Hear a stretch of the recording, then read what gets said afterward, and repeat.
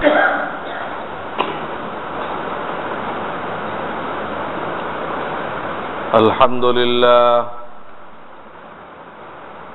لله نحمده ونستعينه ونستغفره ونؤمن به ونتوكل عليه ونعوذ بالله من شرور أنفسنا ومن سيئات أعمالنا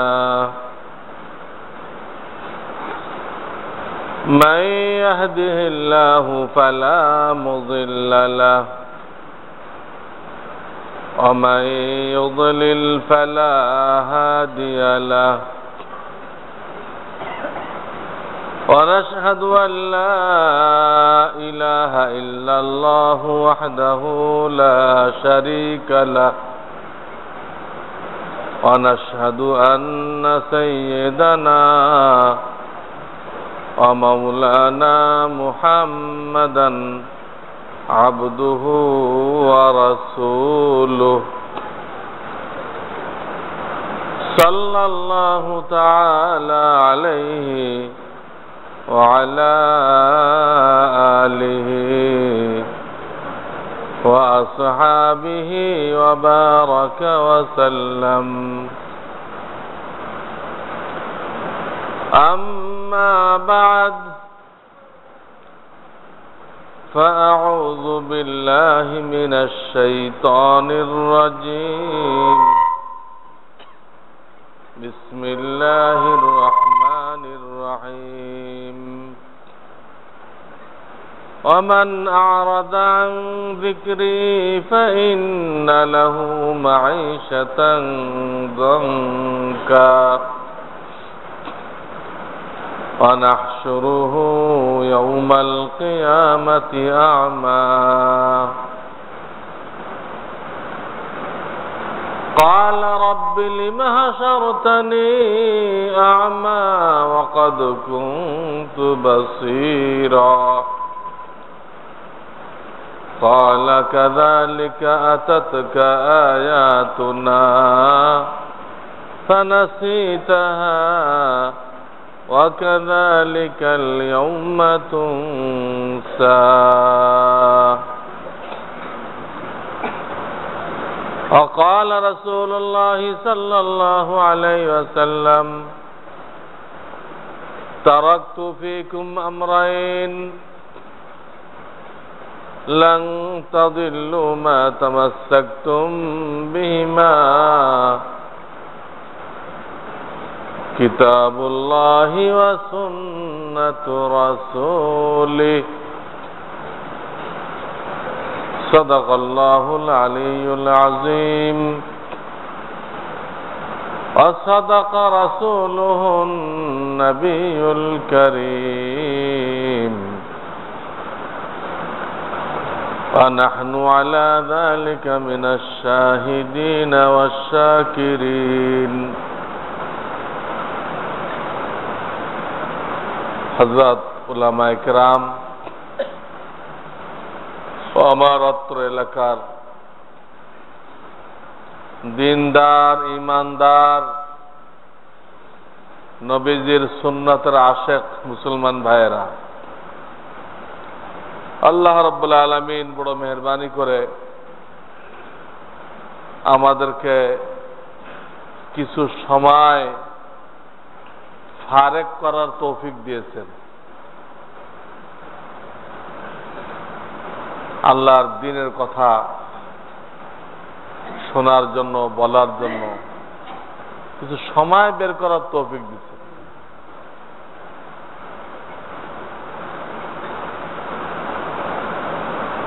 আলহামদুলিল্লাহ, আপনাদের দোয়ায় গত 2 সপ্তাহ ধরে আমার মাদ্রাসার ক্লাস বন্ধ হয়েছে, তো লাগাতার প্রোগ্রাম হচ্ছে, প্রত্যেক দিন প্রোগ্রাম হচ্ছে। অনেক এলাকায় যে জানতে পারলাম যে ক্রিকেট খেলার দরুন অনেকে আসতে পারে নাই। বুঝেন, তারাও মুসলমান, নবীজির উম্মতের দাবিদার, তারা ওইটাকে প্রাধান্য দিয়েছে, এই মাহফিলকে প্রাধান্য দেয়নি। এই মাহফিল সম্পর্কে হাদিসের মধ্যে আসছে, আল্লাহকে পাওয়ার জন্য, নবীজির তরিকা জানার জন্য যারা দ্বীনি মাহফিলে আসবে, স্বয়ং রব্বুল আলামিন তাদেরকে ফেরেশতাদের মজলিসে ক্ষমা ঘোষণা করে দেন এবং তাদেরকে নিয়ে আল্লাহ তাআলা গর্ববোধ করেন যে দেখো তোমরাই তো মানা করছিলা, তো খুন খারাপি করবে। সেই মানুষ দেখো আমাকে পাওয়ার জন্য সমস্ত কামকাজকে ফেলে তারা এই মাহফিলে চলে আসছে। হাদিসের মধ্যে আসছে, তখন কোন কোন ফেরেশতা জিজ্ঞাসা করে, ইয়া রাব্বাল আলামিন, এখানে তো অনেকে আসছে তারা মাহফিল শুনতে আসে নাই, কেউ তামাশা দেখতে আসছে, কেউ বক্তার সুর শুনতে আসছে, কেউ এক লোকরে খুঁজতে আসছে, বিভিন্ন উদ্দেশ্যে আসছে। তা আপনি যে ক্ষমা ঘোষণা করলেন, এই ক্ষমা কি সবাই পেয়ে গেল? তো হাদিসের মধ্যে আসছে, আল্লাহ তাআলা উত্তর করেন, হুমুল কওমু লা ইয়াশকা জালিসুহুম, আমাকে পাওয়ার জন্য যারা বসছে এরা এমন একটা সম্প্রদায়, এমন একটা জামাত, এদের সাথে যে কেউ বসবে আমি তাকে ক্ষমা করে দিয়েছি। এদের ওসিলায়, এদের বরকতে সবাইকে মাফ করে দিয়েছি এবং এই মজলিসের কেউ বঞ্চিত হবে না, কেউ মাহরুম হবে না। ধানের সাথে চিটা বিক্রি হয় কিনা? চাউলের সাথে পাথরের টুকরা বিক্রি হয় কিনা? একই দামে বিক্রি হয়ে যায়। দ্বীনি মজলিসে যারা আসবে আল্লাহ তাদের সকলের হেদায়েতের ফয়সালা করে দিবেন। ফিরআউন জাদুঘরদেরকে আনছিল মূসা আলাইহিস সালামের বিরুদ্ধে মোকাবেলা করার জন্য। 70,000 জাদুঘর আনছিল। লম্বা কিস্সা বলবো না, একটু মাঝখান দিয়ে একটু বলবো। জাদুঘরদের লিডার বলল জাদুঘরদেরকে যে দেখো আমরা তো মূসা ওনার সাথে মোকাবেলা করতে আসছি, বিরাট টাকার বিনিময়, কিন্তু যদি উনি সত্য নবী হয়ে থাকেন তাহলে আমাদের কিসমতে বিপদ আছে। আল্লাহ নবীর সাথে মোকাবেলা তো আল্লাহর সাথে মোকাবেলা, বিপদ আছে আমাদের। আর যদি উনি সত্য নবী না হয়ে থাকেন তাহলে তো কোনো সমস্যা নেই, তাহলে কোনো সমস্যা নেই। তো কি করতে হবে? সত্য নবী হইলে আমরা মোকাবেলা করব, তা আমাদের মতো গজব না দিল। এই গজব কিভাবে ঠেকানো যায়? তো ওদের লিডার পরামর্শ দিল যে তোমরা এক কাজ করো, মূসা আলাইহিস সালাম কি লেবাসে আছেন ওই লেবাসটা দেখো, আর আজকে রাত্রের মধ্যে সবাই ওই নমুনার লেবাস তৈরি করো, পোশাক তৈরি করো। আগামীকাল ময়দানে যখন লড়াই হবে তো মূসাকে যে লেবাসে দেখা যাবে, আমরা যেন মূসার বিরুদ্ধে একই লেবাসে যেন দেখা যায়। এতে এই লাভ হবে, যদি উনি সত্য নবী হয়ে থাকেন আর আমরা গজবের উপযুক্ত হই, অন্তত বাহ্যিকভাবে নবীর সাথে মিল খাওয়ার দরুন আল্লাহ আমাদেরকে বাঁচাই দিতে পারেন, রক্ষা করতে লেবাসের ওসিলায়। এই বুদ্ধি দিল ওদের লিডার, 70,000 জাদুঘরের লিডার। ওরা রাতারাতি ওনার মতো লেবাস, এই সুন্নতি লেবাস তৈরি করে ফেললো, পাগড়িও লাগাইলো, মোকাবেলা আসছে। জাদুঘররা রশি দড়ি দিয়ে অসংখ্য সাপ বানায় ছেড়ে দিল, হাজার হাজার সাপ। একটাও কিন্তু সাপ না, ওরকম মনে হইতেছে। জাদুর দ্বারা বাস্তব জিনিসের কোনো পরিবর্তন হয় না, মানুষের চোখের মধ্যে ধাঁধা লাগাই দেওয়া হয়। এই জন্য কোরআনে কারিমে আল্লাহ তাআলা শব্দ ব্যবহার করছেন, ইউখাইয়ালু ইলাইহিম আন্নাহা তাসআ। লোকদের ধারণা হইতে লাগলো যে সাপগুলো দৌড়ে বেড়াইছে। চোখে ধারণা হইতে, চোখে, বাস্তবে কিন্তু সব রশি পড়ে আছে। মুসা আলাইহিস সালাম আল্লাহর হুকুমে ওনার লাঠি ছেড়ে দিলেন ময়দানের মধ্যে। এই লাঠি বিশাল বড় এক সাপ হয়ে গেল, হয়ে মুহূর্তের মধ্যে জাদুঘরদের সব সাপ খায়ে ময়দান পরিষ্কার করে দিল, সব পরিষ্কার। নবীর মুআজিজার সামনে জাদুঘরদের জাদু টেকে না। এই অবস্থা দেখে জাদুঘররা বুঝলো যে এই লোক জাদুঘর না, তারাই ওই জামানার শ্রেষ্ঠ জাদুঘর, তাদের সব এক মুহূর্তে ফিনিশড। তাহলে এই লোক উপরের কিছু।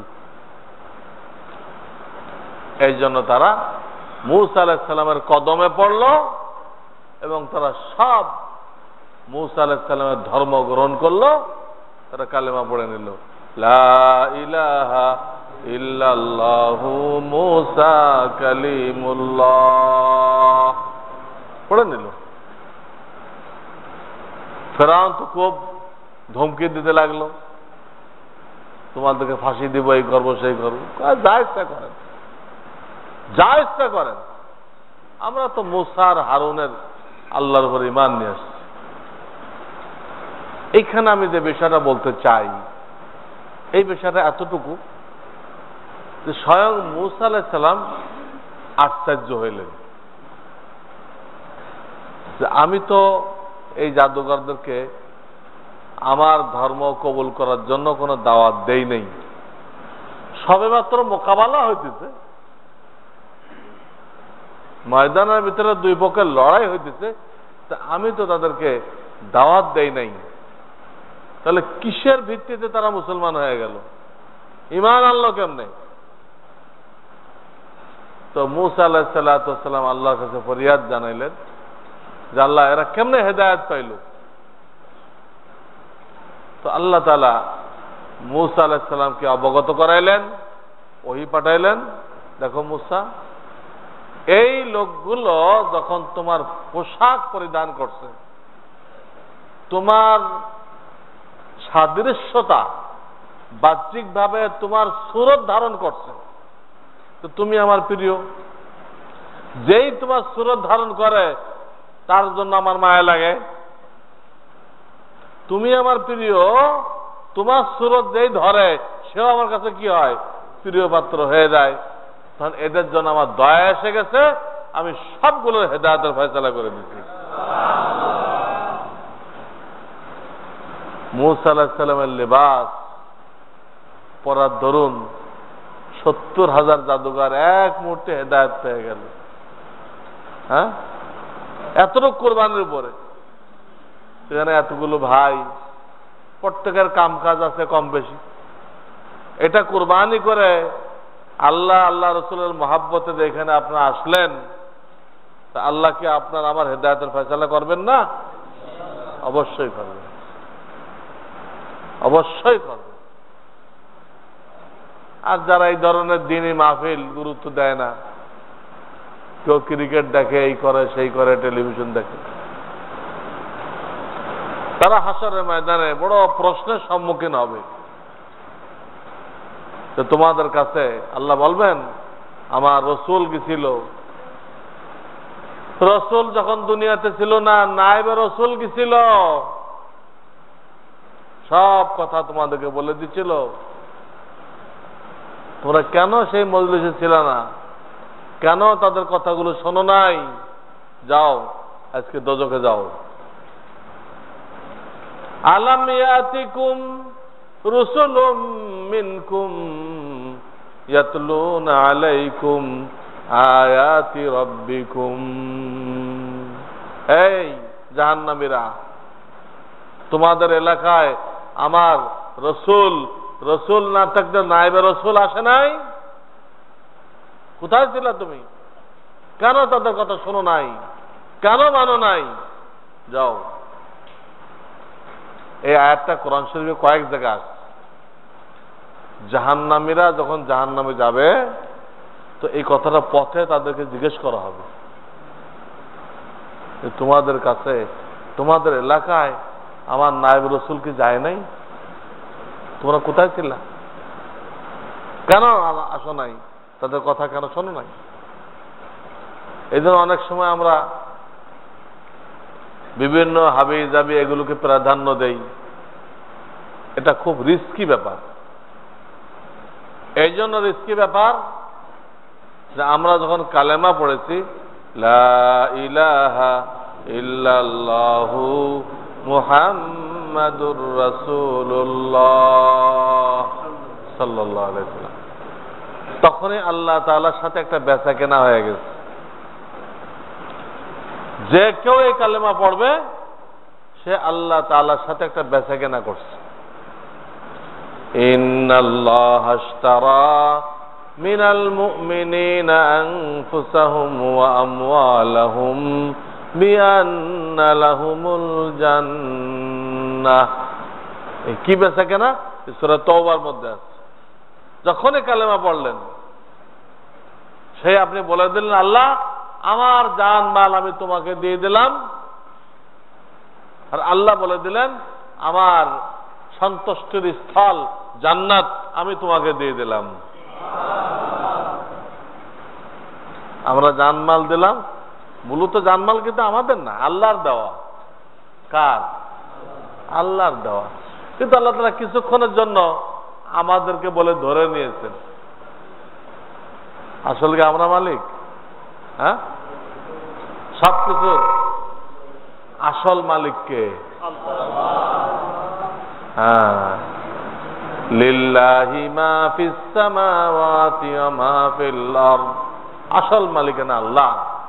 আপনাকে আমাকে কয়েকটা দিনের জন্য, মাত্র কয়েকটা দিনের জন্য মালিকানা দেওয়া হয়েছে, পরীক্ষা নেওয়ার জন্য। পরীক্ষা। যে মালিকানা পেয়ে এটাকে কিভাবে ব্যবহার করি আমরা?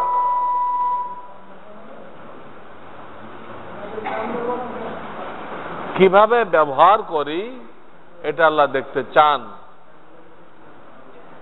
তো কালেমা পড়ে আমরা জানমাল আল্লাহকে দিয়ে দিয়েছি। আল্লাহর কি আমাদের জানমালের কোনো দরকার আছে? কোন শব্দ দিয়ে এই বিশাল পৃথিবী বানাইলেন 1 সেকেন্ডের মধ্যে, আমাদের জানমালের তার কোনো দরকার আছে? তাহলে কেন দিলাম? তিনি কেন নিলেন? আসল ঘটনা হলো আল্লাহকে দেওয়ার এই অর্থ না যে আল্লাহকে আমরা দিয়ে দিছি, এই অর্থ না। অর্থ হলো এটা আমাদের কাছেই থাকবে। আমাদের জান মাল কোথায় থাকবে? আমাদের কাছে থাকবে। আল্লাহকে দেওয়ার অর্থ হলো যে এইটার ব্যবহার আল্লাহর মর্জি মতো হবে, আল্লাহর হুকুম মতো হবে, আমার মত মতো না। ওই যে এনজিওরা শিখাইতেছে, ইহুদিদের টাকায় চালিত এনজিওরা শিখাইতেছে আমাদের মহিলাদেরকে, দেহ আমার, সিদ্ধান্ত আমার, শিখাইতেছে না? দেহ আমার, সিদ্ধান্ত আমার। সে স্বামীর কাছে থাকবে না আর এক বেটার কাছে থাকবে, এটাকে তার এখতিয়ার। এই কথা বলতে বলে নাউজুবিল্লাহ। এটা দেহ আমার করে দাবি করলো, এটা কুফরি কথা। এনজিওরা কুফরি কথা আমাদের মেয়েদেরকে শিখাইতেছে। এনজিওরা মেয়েদেরকে শিখাইতে শিখাইতে এখন আমাদের সরকারের কান্দে চাওয়া রয়েছে। সেই সরকারকে দিয়ে এখন যত শরিয়ত বিরোধী আইন এগুলো পাশ করানোর ব্যর্থ চেষ্টা করতেছে, ঠিক কিনা? এতদিন মেয়েদের বোঝাইছে, আর এখন টপে চলে গেছে। দেহ আমাদের না, মাল আমাদের না, কে দিচ্ছে এগুলো? তার ইচ্ছা মতো করতে হবে। তা আপনি এখানে বয়ানে আসছেন, এই যে জান দিলেন, জান দেওয়া মানে সময় দেওয়া, এটা আল্লাহর মর্জি মতো হয়েছে না আল্লাহর মর্জির বরখেলাপ হয়েছে? মর্জি মতো হয়েছে।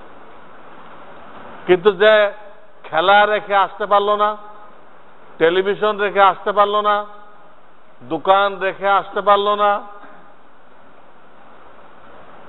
টেলিভিশন নিয়ে বসে আছে, সে যে জানটা ওইখানে ব্যয় করতেছে, সময়টা ওইখানে ব্যয় করতেছে, এটা কি আল্লাহর মর্জি মতো হইতেছে না শয়তানের মর্জি মতো হইতেছে? তো সে জান্নাত নিবে এই কথার উপরে তার জান মাল, জান মানে সময় আল্লাহকে দিয়ে দিছিল, পরে আল্লাহ থেকে ফেরত নিয়ে আবার কারা দিয়ে দিছে?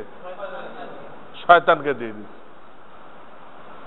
আল্লাহকে দিয়ে আবার আল্লাহতে নিয়ে গেছে, নিয়ে কারা দিছে? শয়তানকে দিছে।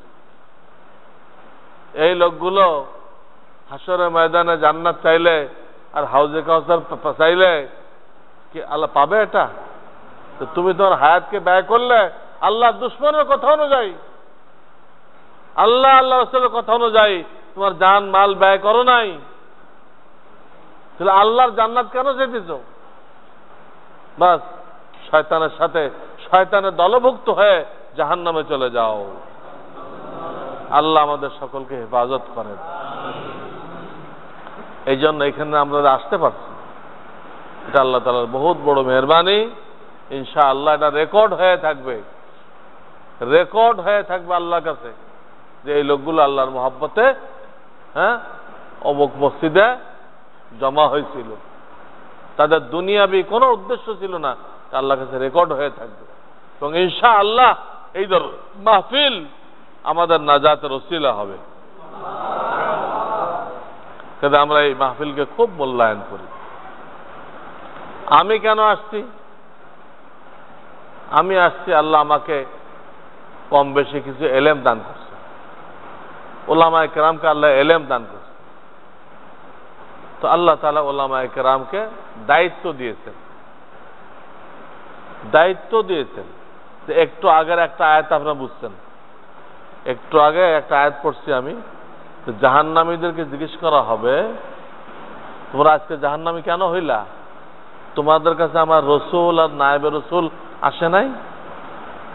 খেয়াল করেন, আলাম ইয়াতিকুম আসে নাই? তো দেখা যাইতেছে নবী আলাইহিস সালামদের যে দায়িত্ব ছিল তার ওয়ারিসদের ওই একই দায়িত্ব আছে।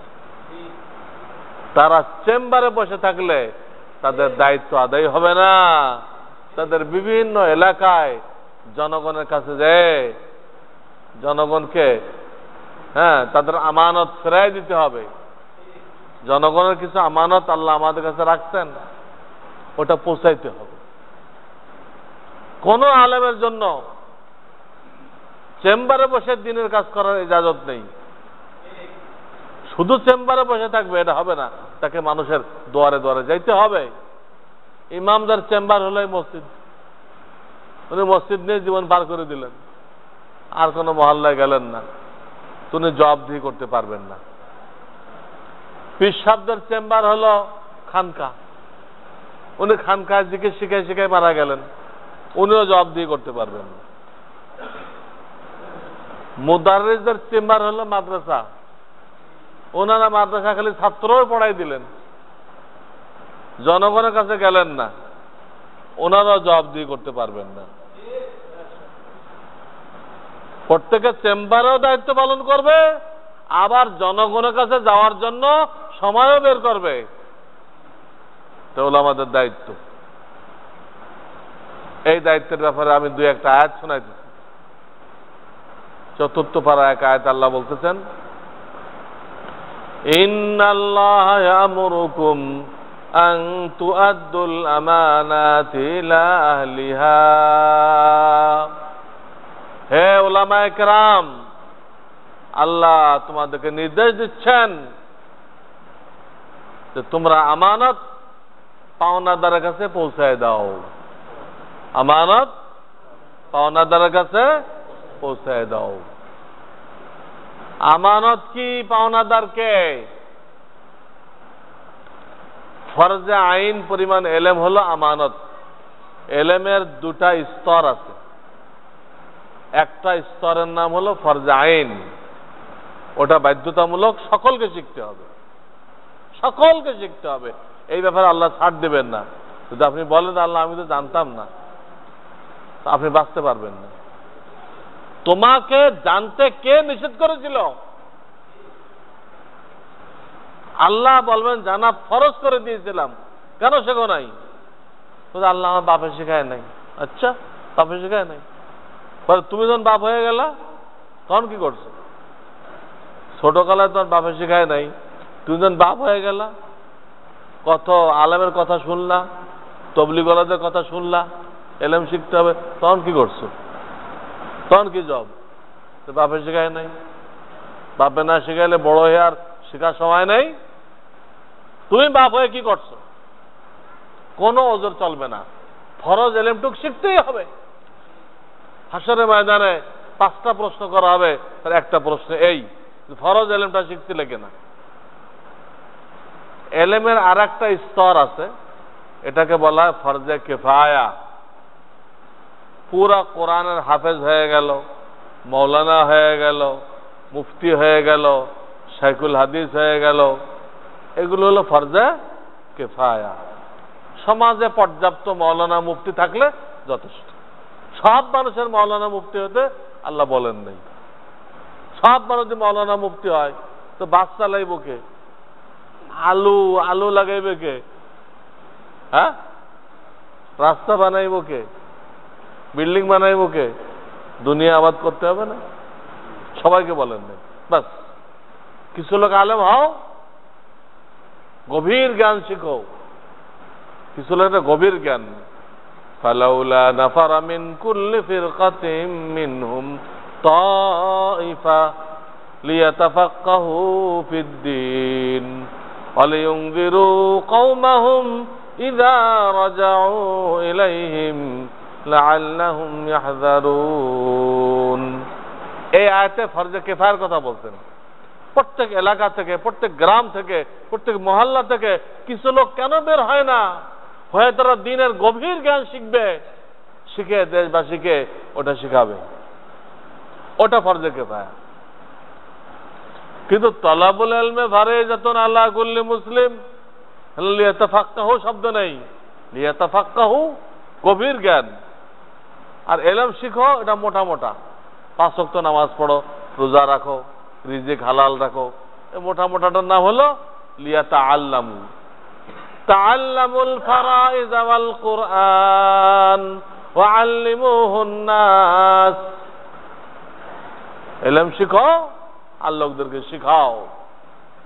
তো বলতেছিলাম যে এলেমের দুটা স্তর। একটা স্তরের নাম কি? ফরজে আইন। আর একটা স্তরের নাম কি? ফরজে কিফায়া। ফরজে কিফায়া কিছু লোক শিখবে, ফরজে আইন প্রত্যেকে শিখতে হবে। তো এই আয়াতে আল্লাহ আমানত পৌঁছাইতে কইলেন, এই আমানতের ব্যাখ্যা কি? ওই ফরজে আইন এলেম। কি ব্যাখ্যা? এখন পাওনাদেরকে আল্লাহ কইতেছে আমানত, হে আলেমগণ, আমানত পাওনাদারের কাছে পৌঁছাও। আমানত তো বুঝতে পারলেন, ফরজে আইন পরিমাণ এলেম হলো আমানত। পাওনাদারকে মুসলমান জনসাধারণ যারা মাদ্রাসায় পড়ে এলেম শিখতে পারে নাই, তারা হলো কি? পাওনাদার। এদের কাছে পৌঁছাইতে হবে। দেয় পৌঁছাইতে হবে। মাদ্রাসাও চালাইবে, আবার সময় বের করে বিভিন্ন মহল্লায় চলে যাবে। হযরত মাওলানা ইলিয়াস রাহমাতুল্লাহ আলাইহি, আল্লাহ ওনাকে জান্নাতুল ফেরদাউস নসিব করুক। উনি যখন দরে দরে যায় এলেম পৌঁছাতে লাগলেন, কিছু লোক আপত্তি করলো। কি আপত্তি? আপনি যে কাজ করতেছেন এটা তো ওলামাদের অবমাননা হইতেছে। কেমন অবমাননা হলো? বললো আপনি হলে আলেম, আপনি হলেন কুয়া, আর এই পাবলিক জনসাধারণ এরা হলো লোটা, বদনা। তো কুয়া বদনার কাছে যাবে না বদনা কুয়ার কাছে আসবে? আসবে। তাহলে ওরা আপনার কাছে আসবে, কিন্তু আপনি তো যাইতেছেন ওদের কাছে। ওরা আপনার কাছে আসবে অথচ আপনি ওদের কাছে যেতেছেন, কিন্তু ওলামাদের বেইজ্জতি হয়ে যেতেছে। তখন হযরত মাওলানা ইলিয়াস রাহমাতুল্লাহ বলেন, বাবা ওলামারা যে কুয়া আর পাবলিক হলো বদনা, এর কোন হাদিস আমার সামনে পড়ে নাই। আমার সামনে যে হাদিস পড়ছে তা শুনে রাখো। এক হাদিসে, বুখারী শরীফের হাদিস, আল্লাহ রাসূল বলেন, মাসালু মা বাসানি আল্লাহু বিহি মিনাল হুদা ওয়াল ইলম কামাসালিল গায়সিল কাসীর। আল্লাহ রাসূল বলেন, আল্লাহ আমাকে ইলম দান করছেন, হেদায়েতের বাণী দান করছেন, এর উদাহরণ হলো একদম মুষলধার বৃষ্টির মতো। আল্লাহ রাসূলকে যে ইলম দেওয়া হয়েছে, ওলামাকে তো ওইটাই দেওয়া হয়েছে না, আর একটা ওই ইলমটা তো ওলামাদেরকে দেওয়া হয়েছে। আল্লাহ রাসূল অনেক বেশি দেওয়া হয়েছিল, আমাদেরকে কম দেওয়া হয়েছে, জিনিসটা এক, বুঝছেন না? তো ওটাকে তো তিনি তুলনা করলেন কিসের সাথে? মুষলধার বৃষ্টির সাথে। এখন প্রশ্ন, মুষলধার বৃষ্টিকে সব এলাকায় পানি পৌঁছায় দেয় না আপনারা লোটা কলস নিয়ে আসেন? কোন এক জায়গায় বৃষ্টি হয়, ওখান থেকে আপনারাই নিয়ে আসেন, এটা ওটা পৌঁছায় দেয়? পৌঁছায় দেয়। এমনকি আপনার যদি কেউ না নিতে চান, আপনারা কেউ মুষলধার বৃষ্টি থেকে বৃষ্টি নিতে চাইলেন না, দিলেন দৌড়, তো বৃষ্টি কি তাকে মাফ করে দিবে? তারা মাফ করবে না? বৃষ্টি তার ফুয়ুজ বারাকাত তাকেও দিয়ে দিবে। উল্টা দিক দৌড়াতে সে বৃষ্টি নিবে না, তাকেও দিচ্ছে। এই কাজটা তবলিগওয়ালারা করছে। যারা মসজিদে আসতে রাজি নেই, উল্টা দিক দৌড়ে দিচ্ছে। এইগুলো কয়েকদিন দেয়, আজকে না আসুক কালকে যাও, কালকে না আসুক পরের দিন যাও, ধরে মসজিদে আনতেছে কিনা? তাহলে বৃষ্টির সিফাত তবলিগওয়ালাদের মধ্যে পাওয়া গেছে কিনা? ইলিয়াস রাহমাতুল্লাহ এই হাদিস বলেন, বৃষ্টি বলা হয়েছে, কুয়া তো বলা হয় নাই। আমরা সব জায়গায় যাব, আমাদের থেকে লোকেরা ফায়দা পাবে। আর একটা হাদিস বললেন, قال رسول الله صلى الله عليه وسلم فضل العالم على العابد كفضل القمر ليلة البدر على سائر الكواكب। আল্লাহ রাসূল বলতেছেন সাল্লাল্লাহু আলাইহি ওয়াসাল্লাম যে আলেমের ফজিলত ইবাদতকারী বুজুর্গের উপরে। ইবাদতকারী, উনি ইবাদত নিয়ে আছেন, কাউকে কিছু শেখায় টেখায় না, ইবাদত নিয়ে ব্যস্ত। তার উপরে আলেমের ফজিলত কত? যেমন নাকি পূর্ণিমার রাত্রের চাঁদ, এর ফজিলত এই লক্ষ লক্ষ নক্ষত্রের উপরে। লক্ষ লক্ষ নক্ষত্রের উপরে পূর্ণিমার রাত্রের যে পূর্ণাঙ্গ চাঁদ, তার ফজিলত বেশি না? লক্ষ লক্ষ নক্ষত্র মিলে পৃথিবী আলোকিত করতে পারে, কিন্তু এই চাঁদ একাই আলোকিত করে দিচ্ছে। এই হাদিসে আল্লাহর হাবিব ওলামায়ে কেরামকে পূর্ণিমার চাঁদ বলেছেন, টর্চ লাইট বলেন নাই। টর্চ লাইট তো যেদিক মারবেন ওইদিক আলো দিবে, অন্যদিকে অন্ধকার। টর্চ লাইট যদি বলতো তাহলে কিন্তু চেম্বারে খেদমত করা চলতো। হ্যাঁ, আমি মসজিদে টর্চ লাইট মারলাম, সব মুসলিমের আলো পড়ে গেল। মাদ্রাসা হুজুরা মাদ্রাসায় টর্চ মেরে দিল, ছাত্রদের কি বললো, আলো পড়লো। পীর সাহেবরা খানকায় মেরে দিল, মুরিদান সব আলো হয়ে গেল। টর্চ লাইট যদি বলতো তাহলে কিন্তু আমাদের ঘোরাফেরা করা লাগতো না। কিন্তু কি বলা হয়েছে?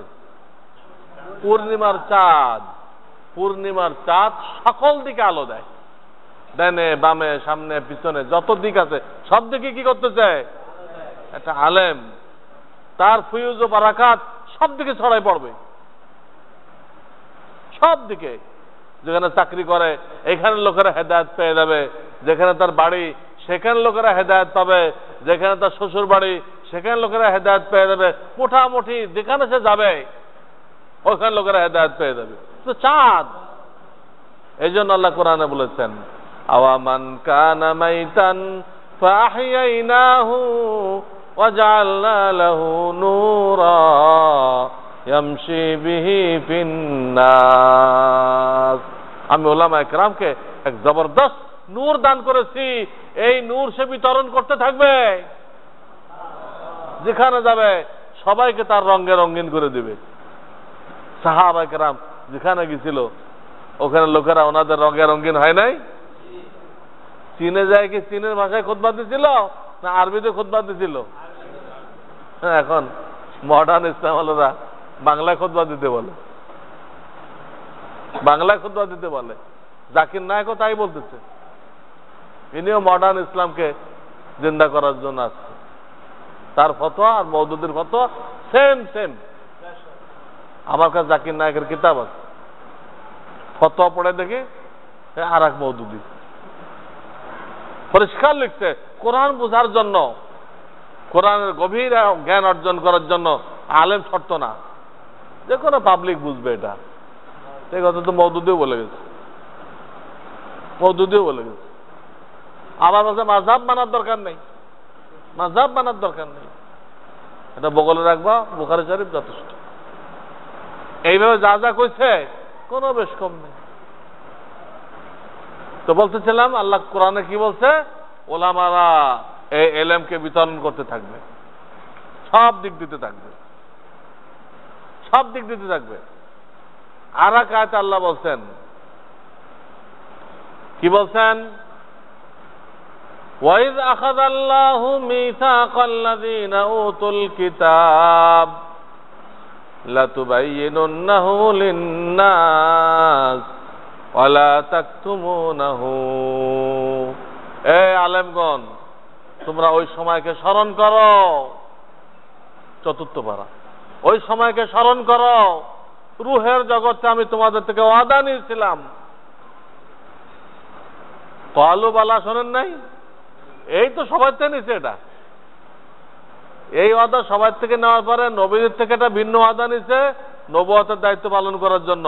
আবার নায়েবে নবীদের থেকে ভিন্ন একটা ওয়াদা নিছে, কি? ওয়াইয আখাযাল্লাহু মিসাকাল্লাযীনা উতুল কিতাব লাতুবাইয়িনুন্নাহু লিন-নাস ওয়া লা তাকতুমুনাহু। এই আলেমরা, ওয়াদা দাও আমার কাছে, তোমরা দুনিয়াতে আমার হুকুম আহকাম খুলে খুলে মানুষকে বুঝাইবা, কোনো কিছু গোপন করবা না। আমি আল্লাহ আমার হুকুম আহকামকে ওয়ালা তাকতুমুনাহু গোপন করবা না। চাকরির ভয়, সভাপতির ভয়, সেক্রেটারির ভয়, অমুকের ভয়, সরকারের ভয় গোপন করবা না। তুমি খোদাই সৈনিক, সরকারের একটা পুলিশ কাউকে তোয়াক্কা করে? সরকারের একটা পুলিশ নিজেকে কি মনে করে? আমি সরকারি লোক। তুমি আসল সরকারের লোক, ওরা তো নকল সরকারের লোক। এরশাদ মিয়া 10 বছর চালাইছিল সরকার, 13 বছর জেল হয়েছিল। 10 বছর কেস জন্য চালাইলো, 13 বছর জেল হয়েছে, এই সরকারের লোক। আর তুমি আসল সরকারের লোক, তুমি কারে ভয় খাও? তোমার সাথে আল্লাহ, আল্লাহ আছে, তুমি আল্লাহর কথা বলো। কাউকে ছোট করার জন্য বলার দরকার নেই, খোসা মেরে বলার দরকার নেই, স্বাভাবিকভাবে বলো, তোমার দায়িত্ব। ওয়ালা তাকতুমুনাহু, ছুপাইলে কি হবে আল্লাহর হুকুম এটাও বলে দিচ্ছে আর এক আয়াতে, দ্বিতীয় পারা। ইন্নাল্লাযীনা ইয়াকতুমুনা মা আনজালাল্লাহু মিনাল বায়্যিনাতি ওয়াল হুদা মিন বা'দি মা বায়্যানাহু লিন-নাস উলাইকা ইয়ালআনুহুমুল্লাহ ওয়া ইয়ালআনুহুমুল লাঈনুন। এই আয়াতে বলা হয়েছে, আল্লাহ বলতেছেন আমি সব খুলে খুলে বলে দিছি, এরপরও যে আলেম এগুলো ছুপাইবে, ডরে ভয়ে স্বার্থে বলবে না, তার উপরে আল্লাহ লানত, সমস্ত লানতকারীদের লানত, সমস্ত মখলুকের অভিশাপ তার উপরে। বলেন আমরা আলেম হয়েছি অভিশাপ কুড়াইতে না জান্নাতের মালিক হইতে? হ্যাঁ, নায়েবে রাসূলের দায়িত্ব পালন করার জন্য আল্লাহ আমাদেরকে আলেম বানাইছে, অভিশাপ কুড়ানোর জন্য না। হক কথা আমরা না বলি, আমাদেরকে অভিশাপ কুড়াইতে হবে। আমরা মওদুদের বিরুদ্ধে বলি, জাকির নায়েকের বিরুদ্ধে বলি, অনেকে মনে করে কি আরে হুজুরে এত সংকীর্ণ মনা, একজন আরেকজন দেখতে পারে না। আরে বেকুব, এই জন্য আমরা মওদুদের বিরুদ্ধে বলি যে দেখতে পারি না। আমরা তো এই জন্য বলি যে বলা আমাদের দায়িত্ব, উলামাদের উপরে ফরজ। যে সমস্ত লোকের দ্বারা মানুষ বেঈমান হইতেছে, ঈমান হারা হইতেছে, তাদেরকে শনাক্ত করে দেওয়া, তাদের পরিচয় বলে দেওয়া, এটা উলামাদের উপরে ফরজ। তো সংকীর্ণ মনার কি হলো? ফরজ দায়িত্ব পালন করতেছে, সেই কথাই বলতেছি, যেটা গীবত না। স্বয়ং রব্বুল আলামিন কোরআনে ফেরাউনের বিরুদ্ধে কইছেন, কারুনের বিরুদ্ধে কইছেন, আবু লাহাবের বিরুদ্ধে বলেছেন। কি আল্লাহ গীবত করছে? তা আপনাদের দ্বীন ঈমান সংরক্ষণের জন্য, ওলামা হিসেবে দায়িত্ব পালন করার জন্য এবং পাবলিকের দ্বীন ঈমান সংরক্ষণ করার জন্য আমাদের বলা জরুরি। তাদের খপ্পরে পড়ে যদি আপনাদের ঈমান নষ্ট হয়ে যায়, হাসরের ময়দানে আপনারা আমাদেরকে দায়ী করবেন, আর কাউকে না। আমাদের এলাকায় আলেম ওলামা ছিল, তারা ওয়াজ নসিহত করত, আমরা বেতন দিতাম, হাদিয়া দিতাম, সবই করতাম, কিন্তু এই জিনিসগুলো যে গুমরাহি, এটা তো কোনো হুজুর বলল না। জাকির নায়েক যে ভণ্ড, কেউ তো বলে নাই। এই জন্য হাসরের ময়দানে আমাদেরকে দোষী করতে না পারেন, তাই হক কথা বলতে হয়। লুকাইলে আল্লাহ লানত আমাদের উপরে, আল্লাহ আমাদেরকে হেফাজত করুন। তা আমি প্রথম যে আয়াতটা পড়ছিলাম, ওই আয়াতের মধ্যে ছিল আল্লাহ আদেশ করতেছেন, হে ওলামারা, এই তফসির আপনারা কোত্থেকে দেখবেন? তফসিরে মাআরিফুল কোরআন, হযরত মাওলানা ইদ্রিস কান্দলবী রহমাতুল্লাহ আলাইহ। তফসিরে মাআরিফুল কোরআন কারটা? হযরত মাওলানা ইদ্রিস কান্দলবী রহমাতুল্লাহ আলাইহ। পরিষ্কার লেখা আছে এই কথা যে আমানত মানে এলমে ফরজাইন, আর পাওনাদারকে জনগণ। তো আল্লাহ আমাকে আলেম বানাইছেন, আমার এলেমের মধ্যে মুসলমানদের পাওনা আছে। কাজেই যখন যে এলাকাতে দাওয়াত পাই ওই এলাকায় যাই। অনেক এলাকায় দাওয়াত দেয় না আমাকে, আমি তাদেরকে দাওয়াত দেই। এটা আমার নিজের, আমার বাড়ি খুলনা, সেখানে হয় এটা। কোন এলাকা হয়তো দাওয়াত দেয় না আমাকে, আমি তাদেরকে দাওয়াত দেই যে আমি অমুক তারিখে অমুক টাইমে আপনাদের এলাকায় আসতেছি, আপনারা উপস্থিত থাকবেন। কারণ আমি গেলে তো লোক থাকতে হবে, কাকে বলবো আমি? হ্যাঁ, আমাকে দাওয়াত করে আনতে হবে, না আমি খবর দেই। তো মাশাআল্লাহ লোকজন জমা হয়ে যায়। আমি আমার এলেম থেকে কিছু কথা তাদেরকে শোনাই দেই, আমার ওই এলেমের ভিতরে আপনাদের পাওনা আছে, ওই পাওনাটা পরিশোধ করার জন্য, কোন হাদিয়ার জন্য না। আমার যিনি পীর ও মুর্শিদ ছিলেন, আমার যিনি পীর ও মুর্শিদ হযরত মাওলানা আশরাফ আলী থানভী সাহেবের সর্বশেষ খলিফা হযরত মাওলানা শাহ আবরারুল হক রহমাতুল্লাহ আলাইহি, তিনি আমাদের থেকে ওয়াদা নিছেন, দেখো বাবারা, তোমরা মাদ্রাসায় পড়ায় বেতন নিচ্ছ, মসজিদে পড়ায় বেতন নিচ্ছ, এইটা দিয়ে কষ্ট মষ্ট করে চলো, ডাল রুটি খেয়ে বেঁচে থাকো, কিন্তু একখান থেকে একখানে যাইবা, এটা তাবলীগ। এটা কি? তাবলীগ। মাদ্রাসায় পড়াই দেয় ওটা তালিম, মসজিদে তালিম দেয় ওটা তালিম, কিন্তু এখান থেকে যায় যে দিনের কথা পৌঁছায় এটা কি তাবলীগ। আমার শায়েখ বলতেন যেটা তাবলীগ, এটা নবীওয়ালা কাজ, তা নবীদের তরিকায় করো তা আল্লাহর বান্দারা হেদায়েত পাবে। নবীদের তরিকা কি? আল্লাহ তাআলা কোরআনে বারবার বলছেন নবীওয়ালা তরিকা কি বলছেন, লা আসআলুকুম আলাইহি মিন আজর ইন আজরিয়া ইল্লা আলাল্লাহ। হে আমার দেশবাসী, এলাকাবাসী, আমি যে তোমাদের কাছে দিনের কথা পৌঁছাইলাম, আমি তোমাদের থেকে কোনো বিনিময় চাই না, বিনিময় নিব না। আমি আমার এই মেহনতের বিনিময় আমার মাওলায় কারিম থেকে নিব। এই আয়াতটা এক জায়গায় না, কতবার আছে, প্রত্যেক নবীর আলোচনার সাথে এই কথাটা আছে। 19 পারা আর 20 পারা পড়ে দেখেন। আর আপনারা যে সূরা ইয়াসিন পড়েন সেখানেও আছে, সূরা ইয়াসিনের 2য় পৃষ্ঠায় আছে, ইত্তাবিউ মান লা ইয়াসআলুকুম আজরা ওয়া হুম মুহতাদুন। কাকে ফলো করবা? যুক্তিবাদী আর যুক্তিবাদীকে? 20,000 টাকা না দিলে আসে না, আবার এসে ভিডিও করে। হারাম, ভিডিও করা হারাম। এত টাকা দিয়ে আনলেন মানে সবাই গোমরা করে দিয়ে গেল। এই জন্য বলে দেওয়া হয়েছে না, এদেরকে ফলো করো যারা বিনিময় চায় না। ইত্তাবিউ মান লা ইয়াসআলুকুম আজরা ওয়া হুম মুহতাদুন। তারাই হেদায়েতের উপর আছে। আমি কেন আসতে বলে দিলাম যে আমি বাংলাদেশের লোক, পুরো বাংলাদেশের লোকেরই আমার এলেমের মধ্যে পাওনা আছে। আমার সাধ্য অনুযায়ী আমি যতদূর যাইতে পারি, আমি এক মাদ্রাসায় পড়াই, পড়ানোর দায়িত্ব পালন করে যতটুকু সুযোগ পাই। গতকাল আমরা 5 ঘন্টা জার্নি করে নাটোর গেছি, 5 ঘন্টা, সেখানে 10:30 পর্যন্ত বয়ান করছি, 10টা 10:30, তারপর রওনা করছি নাটোর থেকে, রাত 3:30টায় ঢাকা ফিরছি। 10 ঘন্টা জার্নি করছি। ওই এলাকার লোকেরা দাওয়াত করছে, আমারও সবক নেই, তো তাদের হক হয়ে গেছে, পাওনা হয়ে গেছে। তাদের এই হক পরিশোধ করার জন্য আমাকে কালকে 10 ঘন্টা জার্নি করতে হয়েছে, রাত 3:30টায় বাসায় ফিরছি। বুঝছেন? 1 টাকাও হাদিয়া গ্রহণ করিনি, কোনো হাদিয়া নেই। হাদিয়া আল্লাহ থেকে নিব। আমাদের পীর সাহেব ওয়াদা নিছেন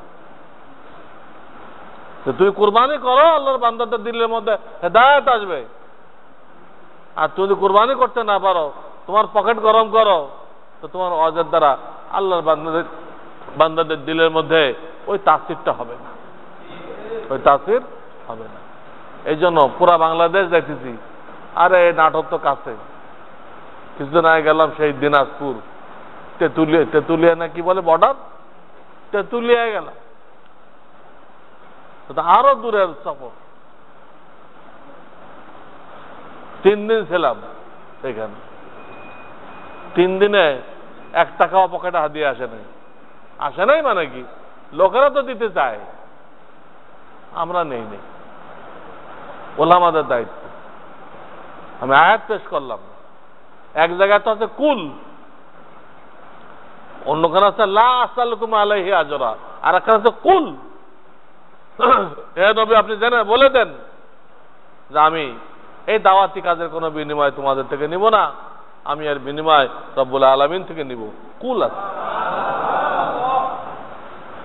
কুল যখন আছে সে কথাটা জানাই দেওয়া জরুরি। আর না চুপচাপ খালি না নিলে হয়তো, চুপচাপ হাত দিয়ে নিলাম না, কিছু কইলামও না, তাও হয়তো।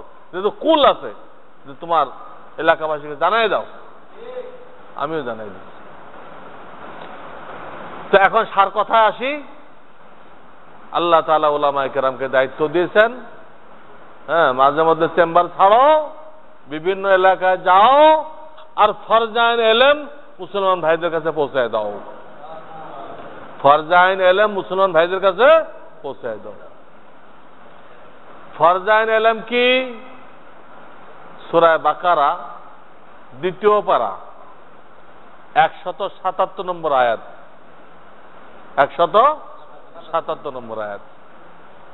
এই আয়াত সম্পর্কে হাকিমুল উম্মত মুজাদ্দিদুল মিল্লাত মাওলানা আশরাফ আলী থানভী সাহেব বলেছেন যে এই আয়াতে যে 5টা বিষয় বলা হয়েছে এইটা হলো ইলমে ফরজাইন। এটা ইলমে ফরজাইন। লাইসাল বিররা আন তুওয়াল্লু বুজুহাকুম কিবালাল মাশরিকি ওয়াল মাগরিব ওয়ালাকিন্নাল বিররা মান আমানা বিল্লাহি ওয়াল ইয়াউমিল আখিরি ওয়াল মালাইকাতি ওয়াল কিতাব ওয়ান নাবিয়্যিন ওয়া আকামাস সালাহ ওয়া আতাজ যাকাহ। তো এই আয়াতে 5টা বিষয় বলা হয়েছে। কয়টা? সূরা বাকারার 177 নম্বর আয়াত। হেডিং গুলো আগে জানেন, পরে আমি কিছু কিছু ব্যাখ্যা করব। বাকি ব্যাখ্যা এলাকার ওলামায়ে কেরাম করবেন। আর আমি তো এই 5টার ব্যাখ্যা আমার একটা কিতাবে লিখে দিচ্ছি। বাংলা ভাষায় আমার 20-এর উপরে কিতাব আছে, 20খানার উপরে কিতাব আছে। কোনো কিস্সা কাহিনীর কিতাব না, শুধু জরুরি এলেমের কিতাব, যা পড়লে ফরজ এলেম আপনার মধ্যে এসে যাবে। তো ওরই একটা কিতাবের নাম হলো ইসলামী জিন্দেগি। ইসলামী, ওখানে আমি এই 5টা বিষয়ের ব্যাখ্যা দিয়ে দিচ্ছি। এই আয়াতে যে 5টা বিষয়কে ইলমে ফরজাইন বলা হয়েছে ওখানে ব্যাখ্যা আছে। হুজুরা নিজের পক্ষ থেকে ওই কিতাব থেকে যে যেমনে পারে এটা আপনাদেরকে বলে দেওয়া তাদের প্রত্যেকের উপর দায়িত্ব, ফরজ। গণেন, পয়েন্টগুলো গণেন।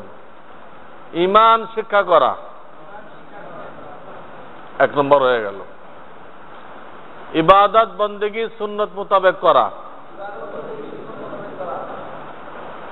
রিজিক হালাল রাখা,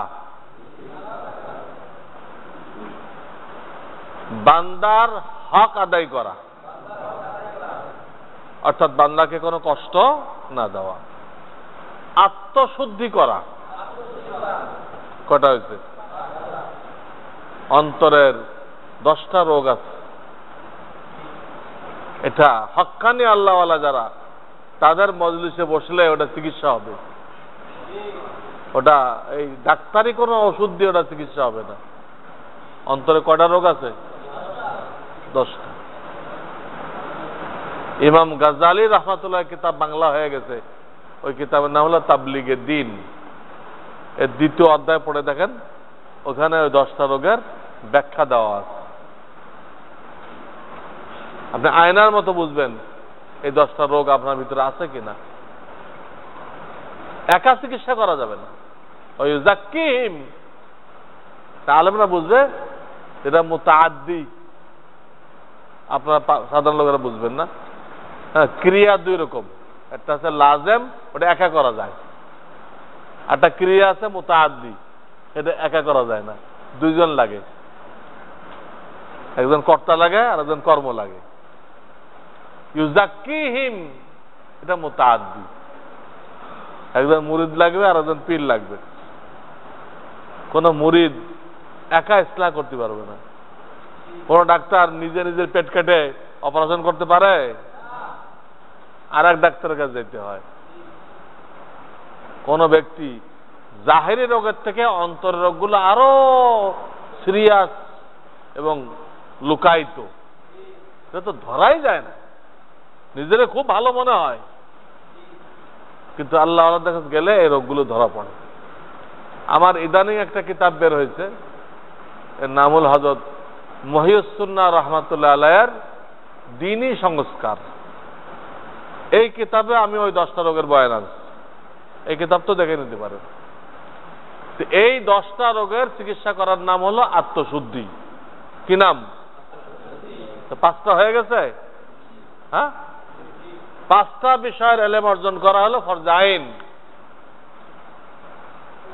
আর যেহেতু আমরা শেষ নবীর উম্মত, ঠিক কিনা? আমাদের এই দিন ইসলাম চলবে কতদিন? কিয়ামত তাক। নতুন কোন নবী কি আসবে? আসবে না। তাহলে কাদের মাধ্যমে চলবে? শুধু ওলামা না, কিন্তু কোথাও শুধু ওলামা বলা হয় নাই, পুরা উম্মত।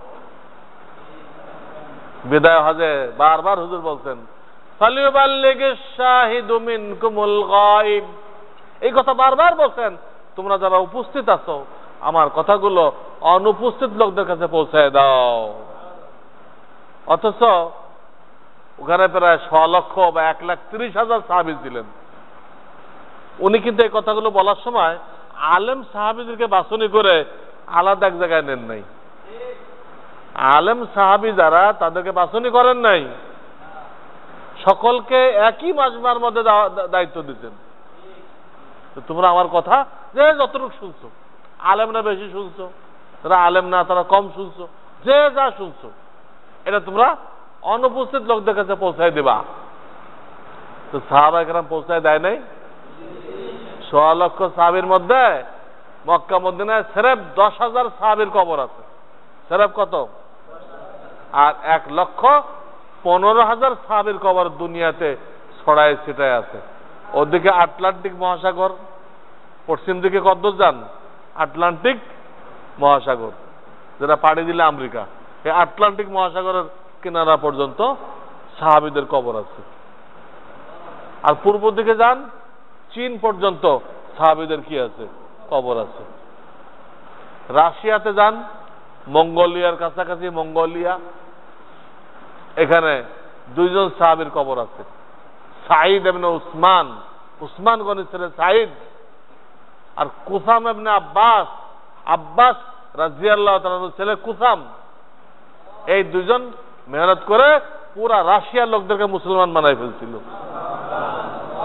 আমাদের সামনে যত হাদিসের কিতাব দেখতেছেন আপনারা, যত হাদিসের কিতাব দেখতেছেন, বুখারী মুসলিম, এসব রাশিয়াতে লেখা হয়েছে। এই হাদিসের কিতাব কোথায় বসে লেখা হয়েছে? আজকে যারা কমিউনিস্টদের দেশ, এখানে লেখা হয়েছে। মদিনায় বসে একটা কিতাব লেখা হয়েছে, মুয়াত্তা মালিক, আর সব কিতাব রাশিয়ায় লেখা হয়েছে। এই 2 জনের মেহনতের কারণে সাঈদ ইবনে আব্বাস আর সাঈদ ইবনে উসমান আর কুসাম ইবনে আব্বাস পুরা এলাকা মুসলমান হয়ে গেছে এবং এলেমের মার্কাজ হয়ে গেছিল। কিন্তু এক পর্যায়ে যায় ওই ওলামারা চেম্বারে আটকা পড়ে গেল। কোথায় আটকা পড়ে গেল? জনগণ ভাগ বাটোয়ারা হয়ে গেল। জনগণ ভাগ বাটোয়ারা হয়ে গেল বাতিলের হাতে। যে জনগণ গতকাল সালাম করছে, হাদিয়া দিছে, ওই জনগণ ওলামায়ে কেরামকে শহীদ করে দিল। কমিউনিস্ট বিপ্লবের পরে যে জনগণ ওলামায়ে কেরামকে হাদিয়া দিছে, সালাম করছে, ইজ্জত করছে, বাসায় নিয়ে দাওয়াত করে খাইছে, সেই জনগণ ওলামায়ে কেরামকে শহীদ করছে। কমিউনিস্টরা বুঝাই দিল যে হুজুরা তো কোনো কাজে লাগে না, কোনো কাজে লাগে না, মরে গেলে 4 তাকবীর দেয় আর 20 শটে ইজাব কবুল করে, আমরা করে দিতে পারবো, হুজুর লাগবে না, সব শহীদ করে দিল। যদি ওলামায়ে কেরাম চেম্বার না ছাড়ে তাহলে আমাদের জনগণ ভাগ বাটোয়ারা হয়ে যাবে। কিছু নিয়ে যাবে ডক্টর ইউনুস, ইহুদিদের এজেন্ট। ইহুদিদের মস্ত বড় 2টা প্ল্যান সে বাস্তবায়ন করছে। কয়টা? একটা হলো হাদিস আছে, এই উম্মত যখন সুদের মধ্যে জড়াইবে এদের অর্থনীতি ধ্বংস হয়ে যাবে। অর্থনীতি কি হবে? এই হাদিসগুলো কিন্তু কাফেররা রিসার্চ করে বের করছে। প্রত্যেক কাফেরদের দেশে তাদের ভার্সিটির মধ্যে ইসলামিক ল একটা বিভাগ আছে, ওরা কাফেররা পড়ে, ইহুদির ছেলে, খ্রিস্টানের ছেলে, হিন্দু ছেলে পড়ে, ওদের দায়িত্ব দেওয়া আছে। তোমরা ওই গুনাহগুলো বাছনি করে বের করো, যে গুনাহগুলো দ্বারা নবী বলে গেছে এই উম্মত ধ্বংস হবে, ওই গুনাহগুলো বের করো, বের করে আমাদের কাছে দাও। ওই গুনাহগুলো মুসলমানদের মধ্যে কিভাবে চালু করতে হবে, কিভাবে পরিকল্পনা করতে হবে, আমরা ব্যবস্থা করব। বুঝতেছেন আমার কথা? ওই গুনাহগুলো সরাসরি আপনাকে করতে বলবে না, অনেক দূরত্ব সুইচ দিবে, কিন্তু সুইচের রেজাল্ট কি? ওই গুনাহগুলো অনেক দূরের থেকে সুইচ দিবে, ওই গুনার কথা সরাসরি বলবে না, কিন্তু ওই গুনাহ হবে। যেমন হাদিসে আছে সুদ ভিত্তিক এই উম্মত সুদে জড়ালে অর্থনৈতিক দিক দিয়ে ভঙ্গ হয়ে যাবে। তো ইহুদিরা সুদ ভিত্তিক ব্যাংক চালু করে দিচ্ছে আমাদেরকে ধ্বংস করার জন্য। তাদের তো ধ্বংস আছেই, তাদের ধ্বংস হওয়া না হওয়া কি। এই সুদটা তারা শহর পর্যন্ত পৌঁছাতে পারছিল, গ্রামে নিতে পারে নাই। এই ডক্টর ইউনুস শয়তানে আকবার, একে দিয়ে তারা এই সুদটাকে কোন পর্যন্ত পৌঁছেছে? গ্রামগঞ্জে ঘরে ঘরে পৌঁছাতে পারছে। গজবটা, আল্লাহর গজবটা গ্রামগঞ্জ পর্যন্ত পৌঁছে দিচ্ছে। 2 নম্বর, তারা আর একটা রিসার্চ করছে কাফেররা, যে এই উম্মত যখন নাকি জিনায় লিপ্ত হবে তো 2টা মুসিবত আসবে। একটা হলো তাদের উপরে আল্লাহর গজব নাযিল হবে, 2 নম্বর তাদের মধ্যে এমন রোগ দেখা দিবে যে রোগের আর নাম শোনা যায় নাই কোনোদিন। এটাও তারা রিসার্চ করে বের করছে। কাজে এই উম্মতকে জিনার মধ্যে কি করতে হবে? জড়িত করতে হবে। এর জন্য তারা কি পলিসি করলো? তারা পলিসি করলো যে তোমরা যদি জন্ম নিয়ন্ত্রণ না করো তাহলে কিন্তু ভবিষ্যতে এত লোক বেড়ে যাবে তোমরা না খাই মারা দেবা। উদ্দেশ্য কিন্তু মহিলাদেরকে রাস্তায় নামানো, জিনা করানো। কিন্তু ওটা বললে কেউ গ্রহণ করবে? দেখেন কত দূরত্বে সুইচ টিপতেছে। তোমরা যদি জন্ম নিয়ন্ত্রণ না করো, লোকজন কমায় না রাখো, জনসংখ্যার বিস্ফোরণ ঘটে, তাহলে কিন্তু তোমরা সব না খেয়ে মরবা। জন্ম নিয়ন্ত্রণ করো। সরকারকে যে কোনো সাহায্য দেয়, মানে শর্ত লাগাই দেয় যে এত % রেডিও টেলিভিশনে জন্ম নিয়ন্ত্রণের প্রচারের জন্য ব্যয় করতে হবে, তাহলে তোমাকে সাহায্য দিব। দেখেন, সাহায্য দিব। এইভাবে জন্ম নিয়ন্ত্রণকে ব্যাপক করলো। ওটা তো ব্যাপক করলো, কারণ মহিলা লাগবে না। মহিলাদেরকে রাস্তা নামানোর জন্য তারা বিভিন্ন পদ্ধতি বের করলো। সরকারকে সাহায্য দিয়ে বলল যে তোমরা সহশিক্ষা চালু করো। কি চালু করো? যুবক যুবতী একসাথে পড়বে। তারা কামিয়াব হয়ে গেছে। সহশিক্ষা চালু আছে কিনা। তারপরে তারা কি করলো? বিভিন্ন NGO কে দিয়ে বলল তোমরা লোনগুলো কোনো পুরুষকে দিবা না, মহিলাদেরকে দিবা। তোমাদের লোন দিবা কাদেরকে দিবা? মহিলাদের। ইউনুস 4% সুদ হারে 4% সুদ দিয়ে বাংলাদেশ ব্যাংক থেকে লোন নেয়। আর ও যে বিনিয়োগ করে কত % নেয় সুদ জানেন আপনারা? কারো জানা আছে? কত? 44%। সরকার থেকে সে নিচ্ছে কত % সুদে? 4%। আর সে জনগণকে স্বাবলম্বী করার জন্য, দারিদ্রতা দূর করার জন্য যে দিচ্ছে, ওই তো উসুল করতেছে কত? 44%। যখন আপনার ঋণ প্রত্যেকবার তো 10,000 নিলে 1100 করে কাটতে হয়, মাসে মাসে কত দিতে হয়? 1100। কিন্তু যখন আপনার লোন রয়ে গেছে মাত্র 2,000, তখন 2,000 সুদ নিক। আমি সুদ জায়েজ করতেছি না, তো কথা বুঝাইতেছি। 2,000 সুদ নিক, কিন্তু না, তখনও কত দিতে হবে? ওই 2,000 থাকতে যা দিয়েছিলেন, 10,000 থাকতে যা দিয়েছিলেন, 2,000 বাকি আছে, এখন 1100 দিতে হবে। এখন ক্যালকুলেশন করেন, 44% উসুল করতেছে। এটা কি দারিদ্রতা বিমোচন করতেছে না দারিদ্রতা বাড়াইতেছে? এই জন্য পত্রিকায় অহরহ খবর আসতেছে কত লোক এই সুদের কিস্তি দিতে না পারে গলায় দড়ি দিয়ে মারা গেছে, কেউ বিষ খাই মারা গেছে। তো ডক্টর ইউনুসকে দিয়ে তারা একদিকে কি করছে? সুদকে গ্রামে পৌঁছেছে, আর একদিকে লোন দেওয়ার নাম করে মহিলাদেরকে বাড়ির থেকে বের করছে। এই দুটা সে ইহুদিদের প্ল্যান বাস্তবায়ন করছে, করে তাদের এত প্রিয় হয়েছে যে তাকে নোবেল পুরস্কার দিচ্ছে, এবং তার জন্য হিলারি ফোন করছে প্রধানমন্ত্রীর কাছে, আবার একটা লোক পাঠাইছে। এত মূল্য তার আমেরিকার কাছে। কেন? মুসলমানদেরকে ধ্বংস করার জন্য বিশাল দুটো কাজ এই শয়তানকে দিয়ে করাই নিচ্ছে। কথা বুঝতেছেন? বাস্তব মহিলাদেরকে কিভাবে নামানো হয়েছে? এই গার্মেন্টস দিয়ে মহিলা নামানো হয়েছে। তারা যে গার্মেন্টসের মাল নেয় বিদেশওয়ালারা, এখানে কিন্তু শর্ত দেয়, যে কোনো গার্মেন্টসের মাল নেবে না। তোমার গার্মেন্টসে 80% কর্মী মহিলা থাকতে হবে, তাহলে তোমার গার্মেন্টসের মাল নিব না। আর বাবা তোমার জামা কেনার দরকার কেন, প্যান্ট কেনার দরকার কেন, কত পার্সেন্ট কর্মী মহিলা আছে না পুরুষ আছে, তোমার দরকারটা কি? দেখেন শয়তান কত বড়। ওদের উদ্দেশ্য হলো গার্মেন্টসের নামে, সহশিক্ষার নামে, সরকারের চাকুরির নামে, যে কোনো নামে মহিলা বের করতে হবে, মহিলা নামাইতে হবে। আর এবার তো দেখছেন আপনারা, এবার ইলেকশন হয়ে গেল, প্রতি 3 জন মেম্বারের মাথার উপরে একজন মহিলা বসাইছে, যে ভাইস চেয়ারম্যান। প্রতি 3 জন মেম্বারের মাথার উপরে কি বসাইছে? একজন মহিলা ভাইস চেয়ারম্যান। কোরআন বলতেছে আর রিজালু কাওয়ামুন আলান নিসা, কোরআন বলতেছে পুরুষরা মহিলাদের পরিচালনা করবে। আর ইহুদিরা আমাদের সরকারকে কি শিখাইছে? মহিলারা পুরুষদেরকে পরিচালনা করবে। 10 দিন তার মাসে পড়ে থাকতে হয় অসুস্থ হয়ে, কি পরিচালনা করবে? দেখতেও খাটো, ব্রেনটা ওজন দিল পুরুষের ব্রেনের অর্ধেক।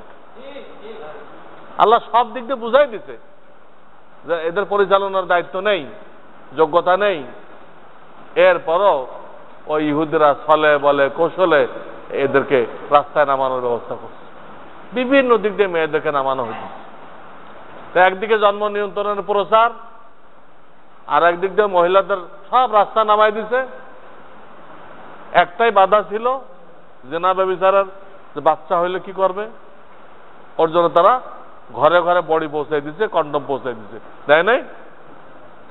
এরপর যদি কেউ বিপদে পড়ে, বডি খাইও কাজ হলো না, পেটে বাচ্চা এসে গেছে, এর জন্য তারা মোড়ে মোড়ে মেরি স্টপ নামে হাসপাতাল বসাই দিচ্ছে। মেরি স্টপ আপনাকে আমাকে ধোঁকা দিচ্ছে যে আপনার স্বাস্থ্য রক্ষা করার জন্য এই হাসপাতাল দেওয়া হলো। খোদার কসম, ওই হাসপাতালের সাথে আপনার স্বাস্থ্যের সাথে কোনো সম্পর্ক নেই। ওই হাসপাতাল শুধু এই জন্য,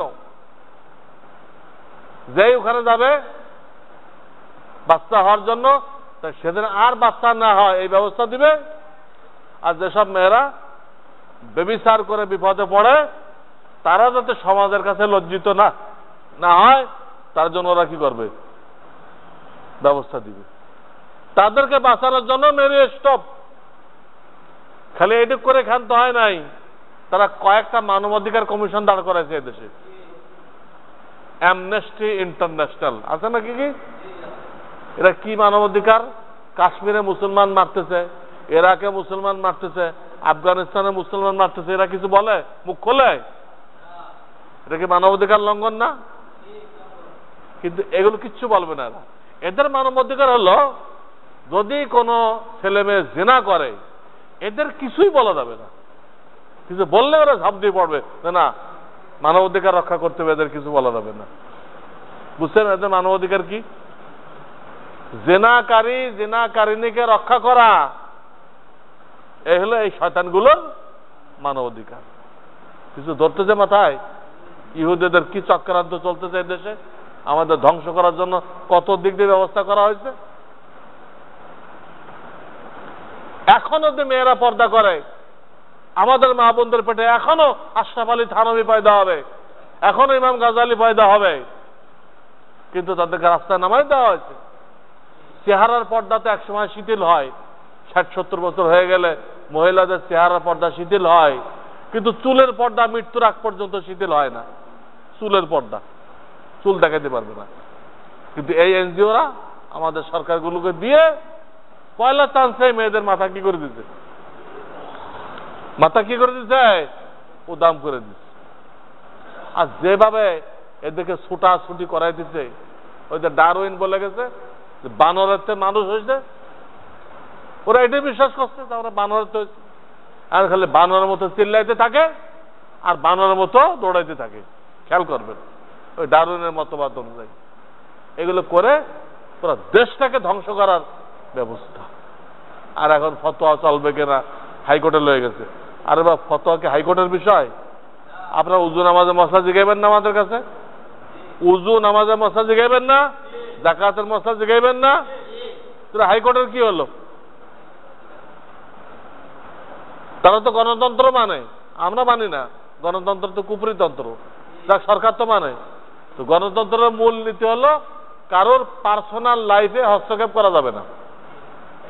কারোর পার্সোনাল লাইফে হস্তক্ষেপ করা যাবে না। ভালো করে বুঝেন। আমেরিকাতে প্রথম যখন কুমারী মা হলো, কুমারী মা বুঝেন না? এই মেয়েটার কোথাও বিবাহ হয় নাই, কিন্তু সে জন্ম দিচ্ছে। একে কি বলে? আপনাদের কষ্ট হলে বলেন, আমি সাথে সাথে দোয়া করে দেব। যখন আপনাদের কষ্ট হবে বলবেন। এই কুমারী মাতা যখন হলো, তখন ওই দেশের বিচারপতিদের ডাকা হলো যে আমাদের এই গণতান্ত্রিক দেশে কুমারী মাতার কোনো শাস্তি হবে কিনা, বা কি শাস্তি হবে আপনারা বিচারপতিরা বলেন। বিচারপতিরা গবেষণা করে বলল যে যেহেতু আমাদের গণতন্ত্রের মূল মন্ত্র হলো পার্সোনাল লাইফে আমরা হস্তক্ষেপ করব না, তো এই মেয়েটা পার্সোনাল লাইফে একটা সন্তান নিচ্ছে, হ্যাঁ, একে স্বাগতম জানাইতে হবে, একে ওয়েলকাম করতে হবে, একে কোনো শাস্তি দেওয়া যাবে না। কারণ তার এই কাজটা গণতন্ত্রের সাথে অত্যন্ত বেশি সামঞ্জস্য রাখে। তার এই কাজটা গণতন্ত্রের সাথে কি রাখে? বেশি সামঞ্জস্য রাখে। এটা গণতন্ত্রের চর্চা করা হয়েছে, কিন্তু আমরা একে কোনো শাস্তি দিতে পারি না। তো গণতন্ত্রের সাথে সামঞ্জস্য রাখার কারণে কুমারী মাতাকে সবাই ওয়েলকাম করলো, ধন্যবাদ দিল, হ্যাঁ, কোনো আপত্তি করা হলো না। তাহলে ফতোয়া নেওয়া দেখি পার্সোনাল ব্যাপার না? যার মনে চায় সেই তো ফতোয়া নেয়, যার মনে চায় না সে নেয়, বলেন নেয়, তো পার্সোনাল ব্যাপার। যদি গণতন্ত্র মানতেছ, তো গণতন্ত্রের মূল মন্ত্র এইটা, তাদের ফতোয়া হাইকোর্টে নিয়ে গেছো কেন? যার মনে চায় ফতোয়া নিবে, যার মনে চায় নিবে না, তাকে তো ঐচ্ছিক ব্যাপার। এটা গণতান্ত্রিক অধিকার কেন নিচ্ছ? আমার কথা বুঝতেছেন? এইভাবে নাস্তিকরা, এনজিওরা এগুলো করতেছে কারা? এই ব্র্যাক, এই গ্রামীণ ব্যাংক, এই শয়তানগুলো মিলে ওদের লোক দিয়ে এই কাজগুলো করাইছে। সিলেবাস তৈরি করছে নাস্তিক মার্কা। 8 পড়ার আগে কেউ ইসলামিয়াত পড়তে পারবে না। সিলেবাস তৈরি করছে কি? 8 পড়ার আগে কেউ ইসলামিয়াত পড়তে পারবে না। 8 পড়তে বয়স কত হবে? 14 কি 15 বছর। তো আমাদের মাদ্রাসায় হাফেজরা হেফজ শেষ করে 14 কি 15 বছরে, হেফজ শেষ করে। তো ওখানে 8 পড়ে তারপর মাদ্রাসায় আসবে, তো তখন তার হেফজের বয়সই থাকবে না, বালেগ হয়ে যাবে। আর বালেগ হয়ে গেলে হেফজ করলে ওটা হেফজটা টেকে না। সাবালেগ হয়ে গেলে যদি হেফজ করে, করা তো যায়, কিন্তু ওটা টেকে না। তো এমন একটা পলিসি করছে, আগামীতে আল্লাহ না করুক, দোয়া করেন আল্লাহ না করুক, আমিন, এই শিক্ষার জন্য বাতিল হয়ে যায়। যারা কায়েম করছে আল্লাহ এদেরকে চুরমার করে দিক, আজ সামুদ্রের মতো ধ্বংস করে দিক। প্রত্যেক দিন বদদোয়া করেন এই নাস্তিকগুলোর জন্য। কিন্তু এটা বাস্তবায়ন যদি করে, তাহলে ভবিষ্যতে এই দেশে কোনো হাফেজ হবে না, কোনো লোক হাফেজ হতে পারবে না। অথচ আমরা যে মাদ্রাসাগুলো চালাই দিচ্ছি, আমাদের এই মাদ্রাসাগুলোর কাছে সরকার ঋণী, আমরা ঋণী না। কেমনে? আমরা কিন্তু মাদ্রাসার ভিতরে 5 পর্যন্ত বাংলা ইংরেজি পড়াই। আমাদের প্রত্যেকটা কমি ভাষায় প্রাইমারি আছে, কিন্তু আছে না? এই প্রাইমারিগুলো যদি সরকার চালাইতো কত কোটি টাকা লাগতো? দেশে বর্তমানে 50,000 কমি মাদ্রাসা আছে, তাহলে 50,000 প্রাইমারি আছে, কত টাকা লাগতো? সরকার 1 টাকাও দিচ্ছে আমাদেরকে? 1 টাকাও দেয় নাই। আমরা বিনা পয়সায় জাতির থেকে নিয়ে আমরা এত লক্ষ লক্ষ ছেলেপেলেকে নিরক্ষরতা দূর করে শিক্ষিত বানাচ্ছি না? সরকারের নজর যারা শিক্ষা, ওই শিক্ষা দিচ্ছে না, কিন্তু আমাদেরকে 1 টাকাও দিচ্ছে? দেয় নাই। অপরদিকে আমাদের এই হাফেজ ছেলেরা, এরা হাফেজ হইতেছে, আলেম হইতেছে, হয়ে দুনিয়াতে ছড়াই পড়তেছে। দুনিয়াতে আল্লাহ আমাকে বহু দেশে নিচ্ছেন, বহু দেশে নিচ্ছেন, মক্কা মদিনা তো অসংখ্যবার নিচ্ছেন। আমি দেখছি প্রায় দেশে ইমাম বাংলাদেশে, ভারতে বলেন, পাকিস্তানে বলেন, সৌদি আরব বলেন, আমেরিকাতে বলেন, ইমাম কোন জায়গার? এদের আল্লাহ যে কণ্ঠস্বর দিচ্ছে এটা কোনো জাতিকে দেয়নি। এই ইমাম সাহেবেরা প্রত্যেক মাসে লক্ষ লক্ষ ডলার বাংলাদেশ ব্যাংকে পাঠাচ্ছে কিনা? আর কথা বলেন না কেন? পাঠাচ্ছে। এতে এই দেশের অর্থনীতি চাঙ্গা হইতেছে কিনা? সরকার একটা পয়সা ব্যয় করলো না আমাদের জন্য, আর আমাদের দ্বারা লক্ষ লক্ষ ডলার সরকার পাইতেছে বাংলাদেশ ব্যাংকে। তবে আমরা কি বোঝা না আমরা বাংলাদেশের জন্য রহমত? রহমত। তাহলে আমাদের সিলেবাস কেন হস্তক্ষেপ করা হইতেছে? কিছুদিন আগে বিশ্ব ব্যাংক সরকারকে এই প্রেসক্রিপশন দিচ্ছে সরকারকে, কি যে এই কয় মাসাগুলো নিয়ন্ত্রণের বাইরে, এদেরকে সিলেবাস করে দেওয়া হোক। বিশ্ব ব্যাংকের দায়িত্বের মধ্যে পড়ে? কয় মাসের সিলেবাস সরকার করে দিবে না কে করে দিবে? বিশ্ব ব্যাংক চালায় হিন্দুরা, এদের দায়িত্ব পড়ে এটা? দেখেন আমাদেরকে ধ্বংস করার জন্য কি পায়তারা করা হচ্ছে। কওমি মাদ্রাসায় ধর্মীয় এক্সপার্ট তৈরি করে, ধর্মীয় এক্সপার্ট তৈরি করে। কোন মিল কারখানা এক্সপার্ট ছাড়া টিকতে পারে না, কয়েকদিন পরে বন্ধ হয়ে যাবে। আজকে একটা মেশিন নষ্ট, কালকে একটা নষ্ট, ঠিক করার কেউ নেই, পরে শেষ। ঠিক ইসলাম রক্ষা করতে হলে ধর্মীয় এক্সপার্ট লাগবে।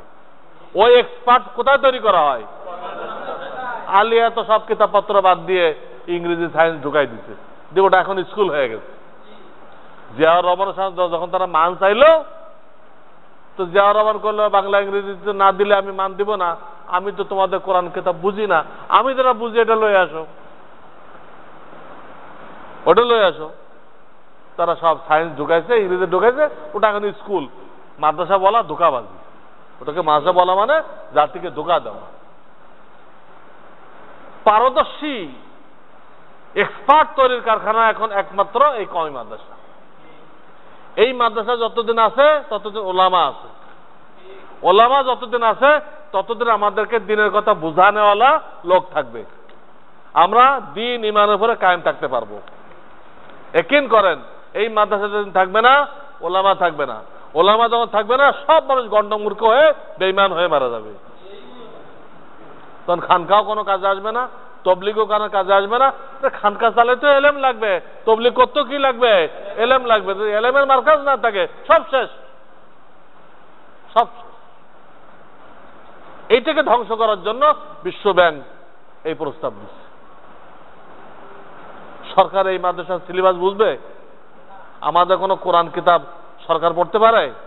নিয়ে যান তো প্রধানমন্ত্রীর কাছে, সাহারা খাতুনের কাছে নিয়ে যান, তফসিরে বয়জাবি নিয়ে যান। ওরা সূরা ফাতিহা সহি করে পড়তে পারে? ওরা আমাদের সিলেবাস করবে কিভাবে? কিভাবে করবে? এদের আমি বলে থাকি, আল্লাহ আমাদেরকে টাইটেল দিচ্ছেন ওলামা কোরআনে, ইন্নামা ইয়াখশাল্লাহ মিন ইবাদিল ওলামা। আল্লাহ রাসূল টাইটেল দিচ্ছেন আল ওলামা ওয়ারাসাতুল আম্বিয়া, তোমরা ওলামা, তোমরা আমার নায়েব। আমাদের তো আল্লাহ রাসূল টাইটেল দিয়ে দিছে, আমরা আর কাছে টাইটেল চাইতে পারি না।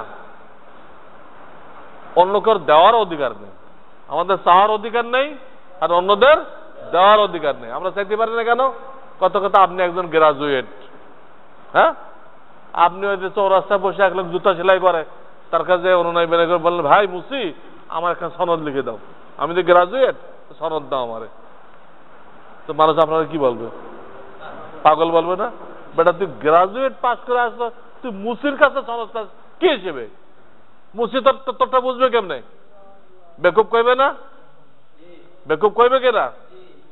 আমাদের জন্য সনদ চাওয়া এইরকম বেকুবি কাজ, যেহেতু সরকার এই কোরআন কিতাব পড়তে পারে না এবং সরকারের দেওয়ার অধিকার নেই। কারণ একটা মূল্যায়ন করতে গেলে আগে জিনিসটা নিজে বুঝতে হয় যে কি জিনিস, এটা মূল্যায়ন করতে হয়।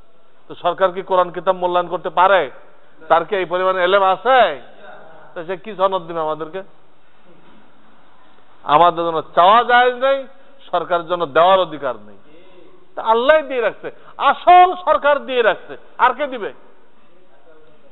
কাজে আমি যে কথাটা বলতেছিলাম, 5টা জিনিসের নাম এলেম, এটাকে আপনারা জানার চেষ্টা করেন। এই মাদ্রাসা থেকে লোক তৈরি হবে, তারা আপনাদেরকে এই 5টা বিষয়ের এলেম শিক্ষা দিবে। 1 নম্বর কি? আমার লেখা কিতাবুল ঈমান পড়েন, তাহলে ঈমান কি জিনিস বুঝে আসবে। আমানতু বিল্লাহি ওয়া মালাইকাতিহি ওয়া কুতুবিহি ওয়া রুসুলিহি, এখানে ঈমানের 7টা পয়েন্ট আছে। এই পয়েন্টগুলো মনে প্রাণে বিশ্বাস করার নাম ঈমান। আর এর কোন একটা উল্টাই দিলে, কোন একটা, সবগুলো লাগবে না, উল্টাই দিলে কি হয়ে যাবে? বেঈমান, কাফের। ঈমান এত বড় সম্পদ,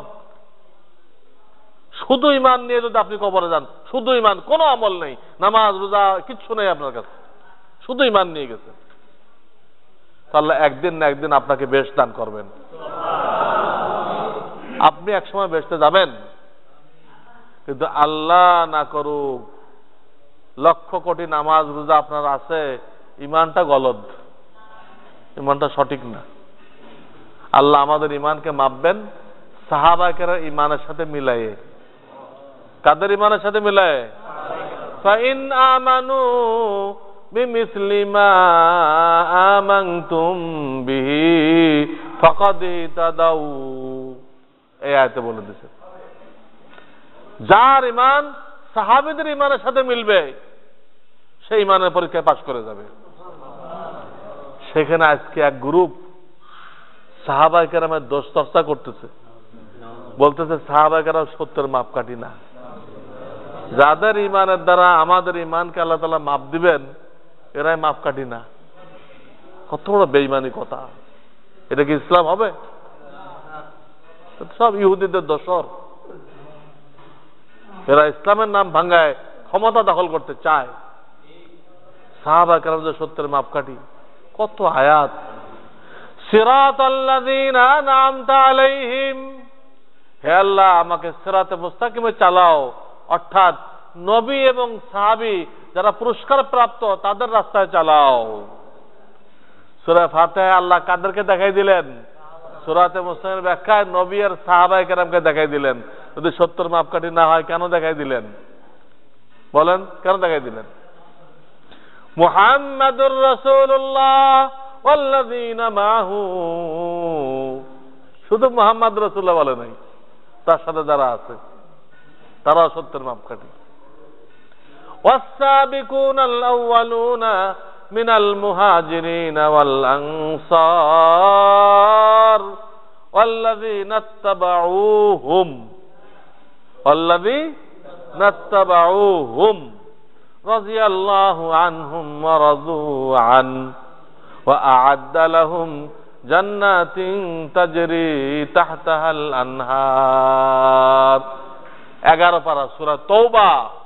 আল্লাহ পরিষ্কার বলে দিলেন আনসার আর মুহাজিরদেরকে যারা ফলো করবে আমি মাওলা তাদের উপর রাজি হয়ে গেছি, তাদের জন্য জান্নাত তৈরি করে রাখছি।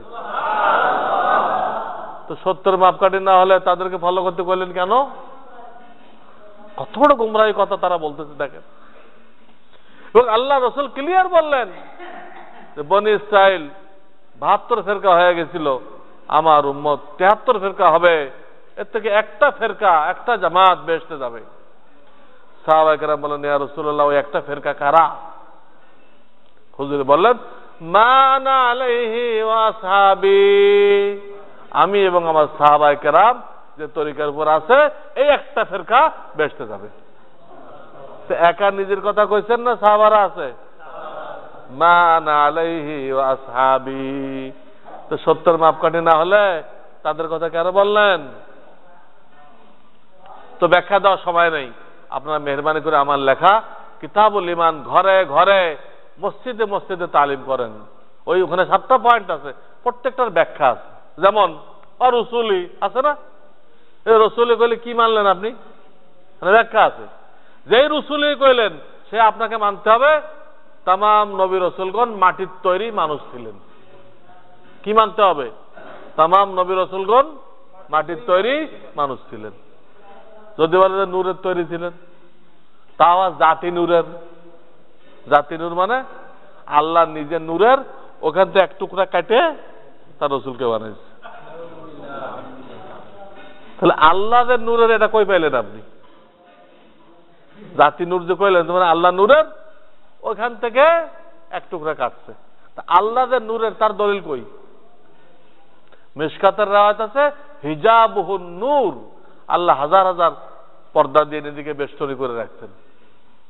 ওই পর্দাগুলো কিসের? তিনি নূরের, তার তো কোনো দলিল নেই। আল্লাহ নূরুস সামাওয়াতি ওয়াল আরদ, এই অর্থ না আল্লাহ নূরের তৈরি। আল্লাহ আসমান জমিনের নূর আল্লাহ দান করছেন, আল্লাহ দিতেন। সব গোমরাহি কথা।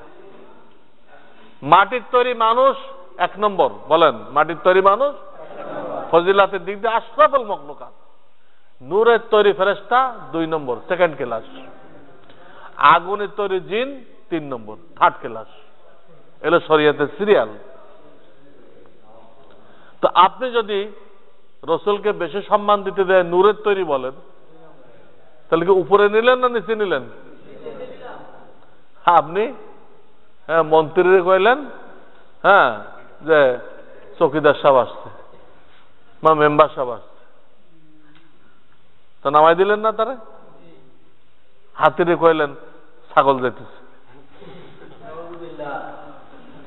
নামাই দিলেন, রসুলকে নামাই দিলেন। আপনি নাদান, নাদান দোস্ত।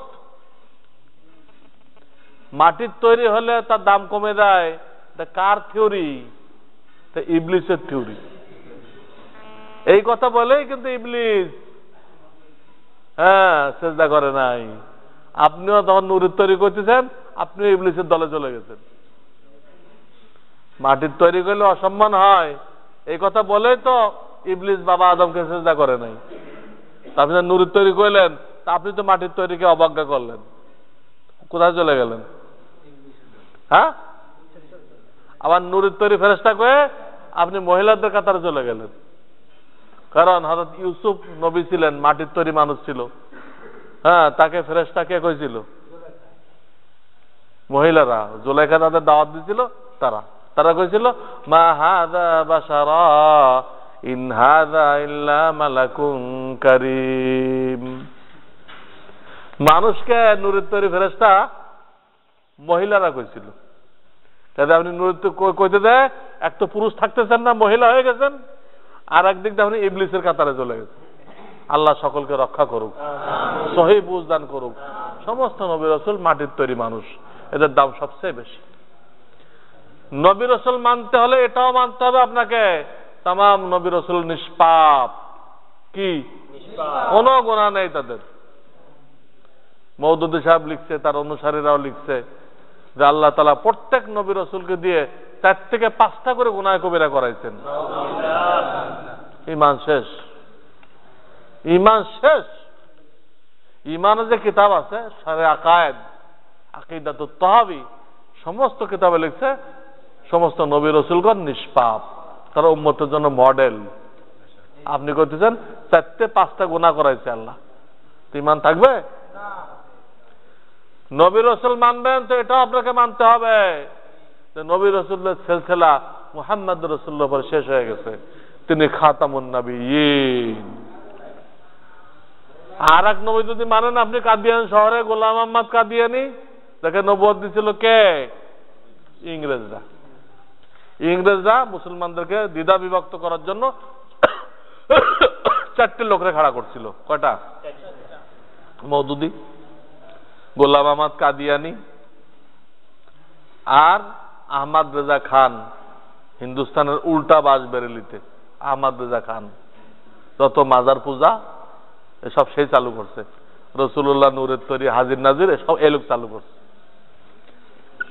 ইংরেজদের এজেন্ট। আরেকজন নাম হলো মোহাম্মদ হুসাইন বাটালবি। মোহাম্মদ হুসাইন বাটালবি এ আগে করতো গায়রে মোকাল্লেদ, আগে তার নাম ছিল কি? পরে ইংরেজ গভর্নমেন্ট থেকে সে তার নাম মঞ্জুর করাইলো আহলুল হাদিস। এই নামটা পাস করেছে কার থেকে? ইংরেজ গভর্নমেন্ট থেকে। কিন্তু আল্লাহর কুদরত দেখেন, এই লোক 25 বছর পর্যন্ত আহলুল হাদিস প্রচার করছে আর ইংরেজদের পক্ষে ফতোয়া দিছে। উলামায়ে দেওবান ফতোয়া দিছে ইংরেজদের বিরুদ্ধে জিহাদ করা ফরজ, আর এরা ফতোয়া দিছে কি? ইংরেজরা আল্লাহর রহমত, এদের বিরুদ্ধে জিহাদ করা হারাম। এই ফতোয়া দিছে আর আহলুল হাদিস প্রচার করছে। কিন্তু এই লোক 25 বছরের মাথায় ইশাআতুস সুন্নাহ নামক পত্রিকায় বিবৃতি দিছে, ইশাআতুস সুন্নাহ, যে কেউ ইমানের গণ্ডি থেকে বের হয়ে যেতে চায় তার জন্য সবচেয়ে সহজ রাস্তা আহলুল হাদিস হওয়া। যে নামটা পাশ করালো ইংরেজ থেকে, সে কি বিবৃতি দিল যে ইমানের গণ্ডি থেকে বের হইতে চাইলে, কাফের হইতে হইলে সবচেয়ে সহজ পথ কোনটা? যে কোন ইমামের তাকলিদ ছেড়ে দিয়ে, ইমামের অনুসরণ ছেড়ে দিয়ে কি হওয়া? আহলুল হাদিস হওয়া। সে দ্রুত বেঈমান হয়ে যাবে। ব্যাখ্যা সবাই নেই। এই চারটে লোকরা ইংরেজরা খরিদ করছিল, করে আমাদের ইমান আকীদা খারাপ করে দিচ্ছে। আর হক্কানি উলামায়ে কেরাম জনগণকে বুঝায় বুঝায় তাদের ইমানকে হেফাজত করার জন্য চেষ্টা করছে। বুঝছেন চারজন? কেউ মওদুদের মতবাদ গ্রহণ করে গুমরা হয়েছে, কেউ আহমদ রেজা খানের যে নতুন ইসলাম, আহমদিয়া মুসলমান বলে, আহমদিয়া মুসলমান, ওই দলে গেছে, বেঈমান হয়েছে। ওদের এখন হেড অফিস কোথায়? এই আহমদিয়াদের ঢাকা আলিয়া মাদ্রাসার পাশে, আলিয়া মাদ্রাসার পাশে। অনেকে প্রশ্ন করছে এর পাশে হলো কেন, আর জায়গা নেই? হয়তো এই জন্য হয়েছে, এই দুটার প্রতিষ্ঠাতা একই ইংরেজ, উভয়টার প্রতিষ্ঠাতা কে? একই ইংরেজ। এই জন্য এক জায়গায় হওয়াটাই ঠিক আছে। কাজেই এই আহমদ গোলাম আহমদ কাদিয়ানী এর মতবাদ যারা মানবে, সে নবুয়তের দাবি করছে, রাসূলুল্লাহ বলেন সে নাকি নবী হয়েছে। একে যারা নবী মানবে সব বেঈমান হয়ে যাবে। আর যারা ইমামের অনুসরণ বাদ দিয়ে আহলুল হাদিস হবে, তারা আস্তে আস্তে বেঈমানের দিকে আগাবে। আর যারা আহমদ রেজা খান, আমার দেশে হলো রেজবি গ্রুপ, এটা আবেদ শাহ, শোনেন না আবেদ শাহ, এই গ্রুপ। আর পাকিস্তানের নাম হলো বেরেলভি গ্রুপ। ওলামায়ে দেওবন্দ কাফের, তবলিগওয়ালা কাফের, খালি কাফেরই বানাইতে থাকে। কাফের বানানোর মেশিন, কাফের বানানোর মেশিন। হ্যাঁ, এরা হলো ওই আহমদ রেজা খানের গ্রুপ। এই চারটা গ্রুপ মুসলমানদেরকে বেঈমান করে গেছে। আর বর্তমানে ইংরেজরা খাড়া করছে বর্তমানে খাড়া করছে ডক্টর জাকির নায়েকরে। এর লেবাস পোশাকে কোনো ইসলাম নেই, কোরআন শরীফ দেখে সহি করে পড়তে পারে না, তর্জমাও নিজে বোঝে না। হ্যাঁ, তাকে জিজ্ঞেস করা হয়েছে যে কোরআন শরীফে গিলমান আছে, এটা কি জিনিস? না, কোরআন শরীফে কোনো গিলমান নেই। আরে এটা মূর্খ মানুষ জানে কোরআন শরীফ সূরা তুরের মধ্যে গিলমান আছে, আর হে কথা কোরআন শরীফে কোনো গিলমান নেই। তারা জিজ্ঞেস করে যে কাজা নামাজ পড়া লাগবে কিনা, কারণ কোনো কাজা নামাজ নেই, তওবা করে নেবেন। এসব উদ্ভট ফতোয়া দিচ্ছে।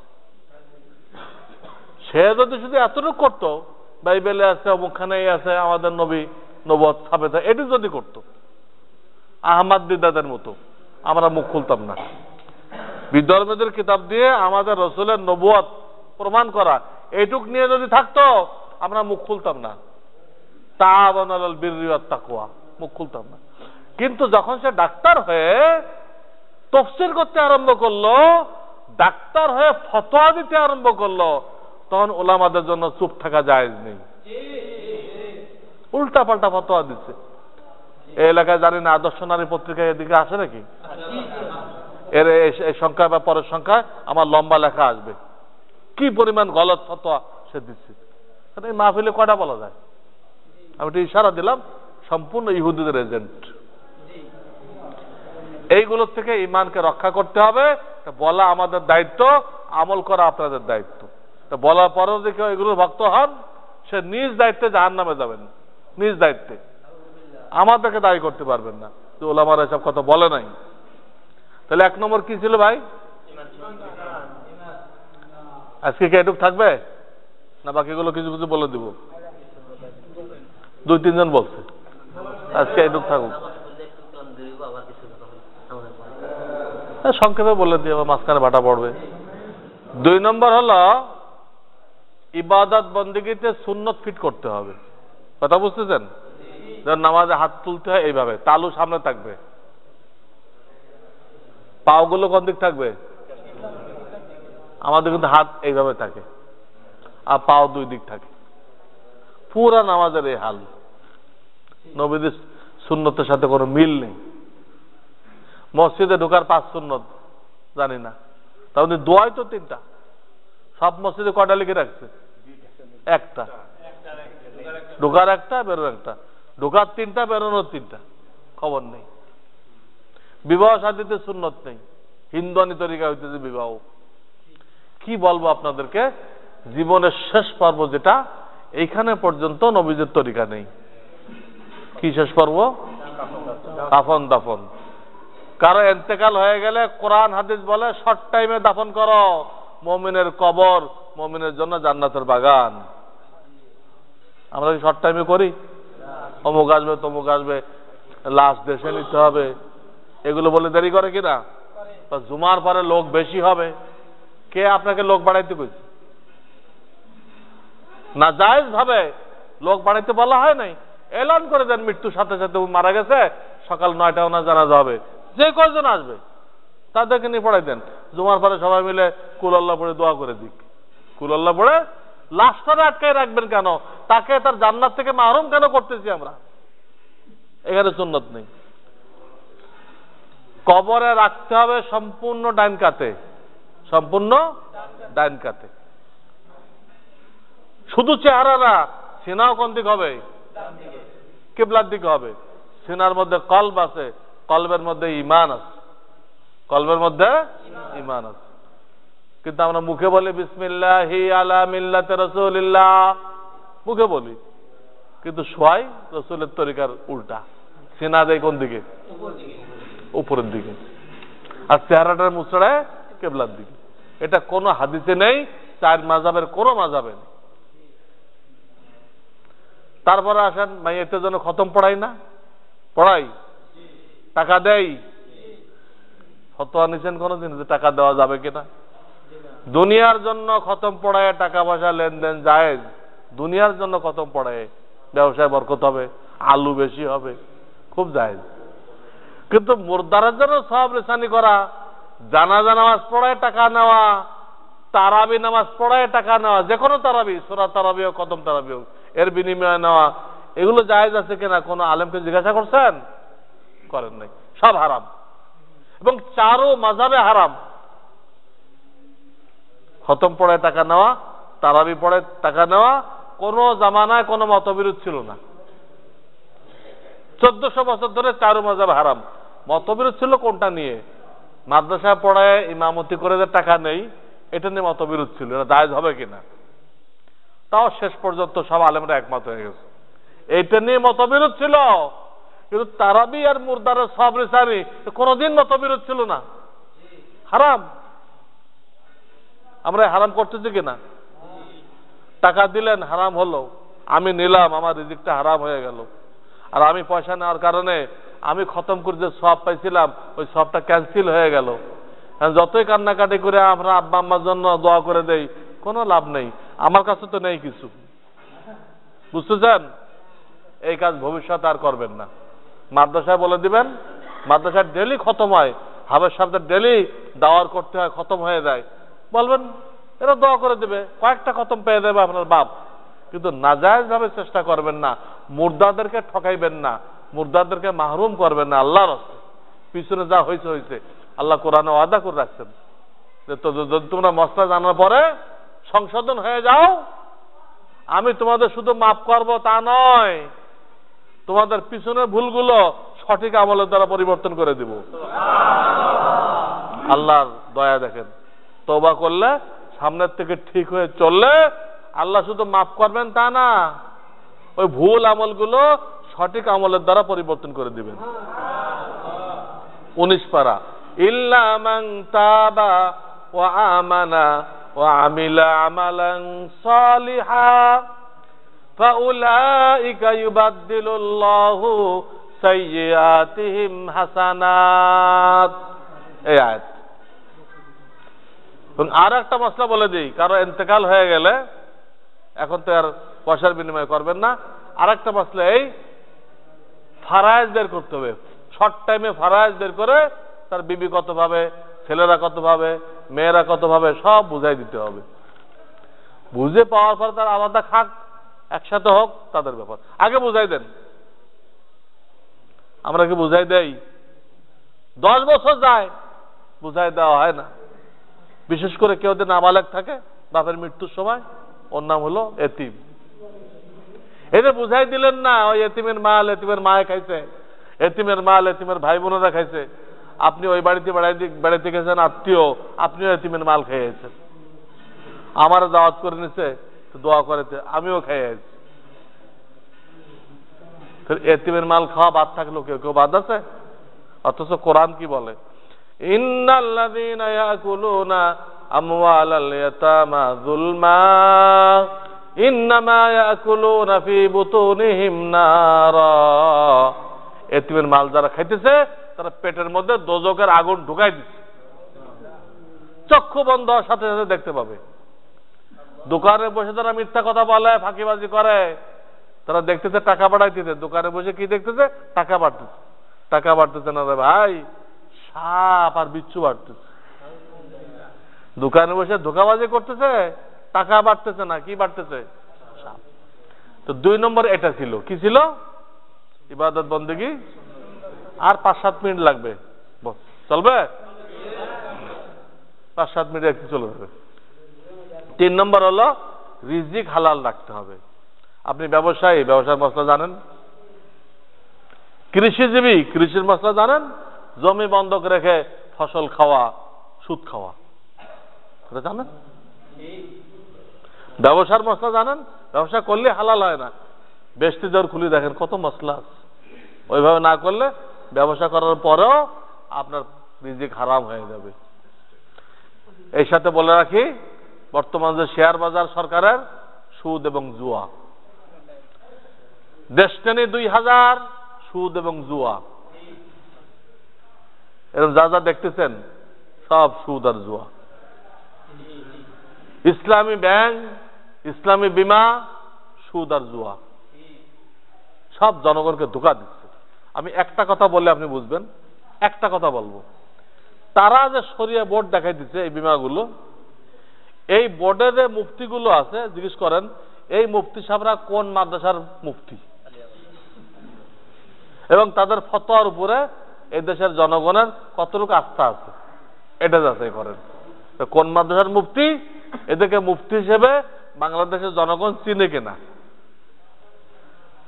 একটা জিনিস তাহকিক করেন, এর আসল চেহারা বেরোয় আসবে। এই মুফতিরা মোটা অঙ্কের টাকা খাইতেছে আর হারাম রে হালাল করতেছে, হারাম রে হালাল করতেছে। কাজেই অর্থনৈতিক দিক দিয়ে আলেমদের কাছে জিজ্ঞেস করে হালাল হারাম বেঁচে চলতে হবে। 4 নম্বর হলো বান্দার হক। বান্দার মধ্যে সবচেয়ে উপরে কে? আল্লাহ রসুলের পরে হলো বাপ মা। কে? বাপ মা। বাপ মা এত বড় গুরুত্বপূর্ণ, হাদিসে বলা হয়েছে আবাওয়াকা জান্নাতুকা আও নারুকা। তোমার বাপ মা তোমার জন্য জান্নাত, না হয় দোজখ। সেবা করো জান্নাত, সেবা না করলে জাহান্নাম। আর এক হাদিসে বলা হয়েছে বাপ মার দিকে মহব্বতের দৃষ্টিতে তাকাও, যতবার তাকাইবা ততবার আল্লাহ এক একটা কবুল হজের সওয়াব দান করবেন। এই বাপ মা বেঁচে থাকলে 7টা হক পাও না, আর তারা মারা গেলে আর 7টা হক। মোট কয়টা হলো? 14টা। আমরা কয়জন জানি? অনেকের বাপ মারা গেছে, যে না জানি ওই 7টা হক কেমনে আদায় করবেন। অনেকের বাপ মা বেঁচে আছে, সে ওই 7টা কেমনে আদায় করবেন। আপনার ছেলেকে কেমনে শিখাইবেন আপনি জানেন না। না, আমি যে বইটা নিয়ে আসছি, দ্বীনি সংস্কার, হযরত মুহিউদ্দিন রহমতুল্লাহর দ্বীনি সংস্কার, ওর মধ্যে এই 14টা হক লেখা আছে। আমি যারা উলামা আছে তাদেরকে বলবো আপনারা প্রত্যেকটা মসজিদে এই হকগুলো শিখাই দিবেন। আর আমাদের রহমানী মাদ্রাসায় সুন্দর করে প্রিন্ট পেপারে ছাপা, এটা আনে লটকাই দেন মসজিদে মসজিদে। এই জীবিত অবস্থায় 7টা, মৃত্যু অবস্থায় 7টা। বলার টাইম নেই। বিবির হক আছে না? বিবির হক খালি খানা দিলে হবে? আসল হক হলো তাকে দিন শিখানো। আসল হক কি? তাকে আল্লাহ কি জন্য বানাইছে এটা শিক্ষা দিতে হবে, এটা আসল হক। এটা আমরা শিখাই না। বলেন, ব্যাখ্যা দিব না, কিন্তু শুধু শিরোনাম বলবো। মা বোনদেরকে, বিবিদেরকে কেন আল্লাহ সৃষ্টি করছেন? 1 নম্বর আল্লাহর ইবাদত বন্দেগী, বুঝতে চান? 2 নম্বর স্বামীর সেবা যত্ন, 3 নম্বর স্বামীর বৈধ হুকুম মান্য করা, ছাত্ররা লিখতে থাকো। 4 নম্বর স্বামীর মাল ও দৌলত সংসারের হেফাজত করা। 5 নম্বর নিজেকে পর্দায় রাখা। 6 নম্বর বাচ্চাদেরকে কোরআন সুন্নাত তালিম দেওয়া। প্রত্যেকটা বাচ্চাকে এক দিনে একটা আয়াত শিখাই দিবে, একটা সুন্নত শিখাইবে, একটা সুন্নত। বাবা খানা খাওয়ার আগে দুনু হাত কবজি সহ ধৌ। আর একদিন বাবা দস্তরখান বিছিয়ে খানা খাওয়া সুন্নত। আর একদিন বাবা ডাইন হাত দিয়ে খানা খাওয়া সুন্নত। আর একদিন বাবা বিসমিল্লাহি ওয়া আলা বারাকাতিল্লাহ পড়ে খানা খাওয়া সুন্নত। যদি এক একটা করে শিখাই কঠিন হবে? মেয়েরা তো বিবাহ পর্যন্ত মায়ের কাছে বড় হয়, ছেলেরা তো 6-7 বছর মায়ের আঁচলের নিচে বড় হয়। এই 6-7 বছরে সে কতগুলো সুন্নত শিখবে? আর এই সুন্নত যখন শিখবে ছোট কালে আল্লাহর ওলি হবে কিনা? আল্লাহ রসুল আল্লাহ সবচেয়ে প্রিয়, রসুলের সুন্নত যেই মানে সে আল্লাহর প্রিয় হয়ে যায়। এইভাবে প্রত্যেকটা বাপ মা যদি দায়িত্ব নেয় সন্তানকে কোরআন সুন্নাহ শিক্ষা দেওয়ার, ওই সমাজে আর চুরি ডাকাতি হবে না, জান্নাতের সমাজ হয়ে যাবে। ঠিক কিনা? কিন্তু কোরআনই পদ্ধতি বাদ দিয়ে আপনি র্যাব ক্যাব বাড়ায় কোনোদিনও কি করতে পারবেন না, সমাজ সংশোধন করতে পারবেন না। কি ঢুকলো?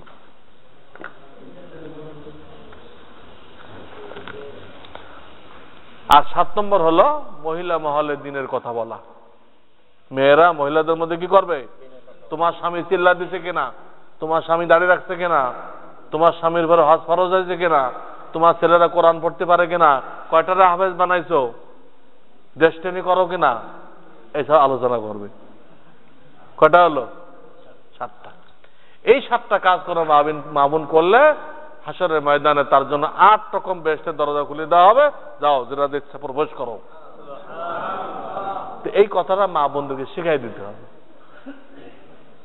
আমার প্রশ্ন, এই কটা কাজ যদি তারা শেখে আর এই কটা কাজে সময় ব্যয় করে, তাহলে কি তারা এই চাকরি করতে পারবে? বেড়াকে যায় রাস্তাঘাট বানতে পারবে?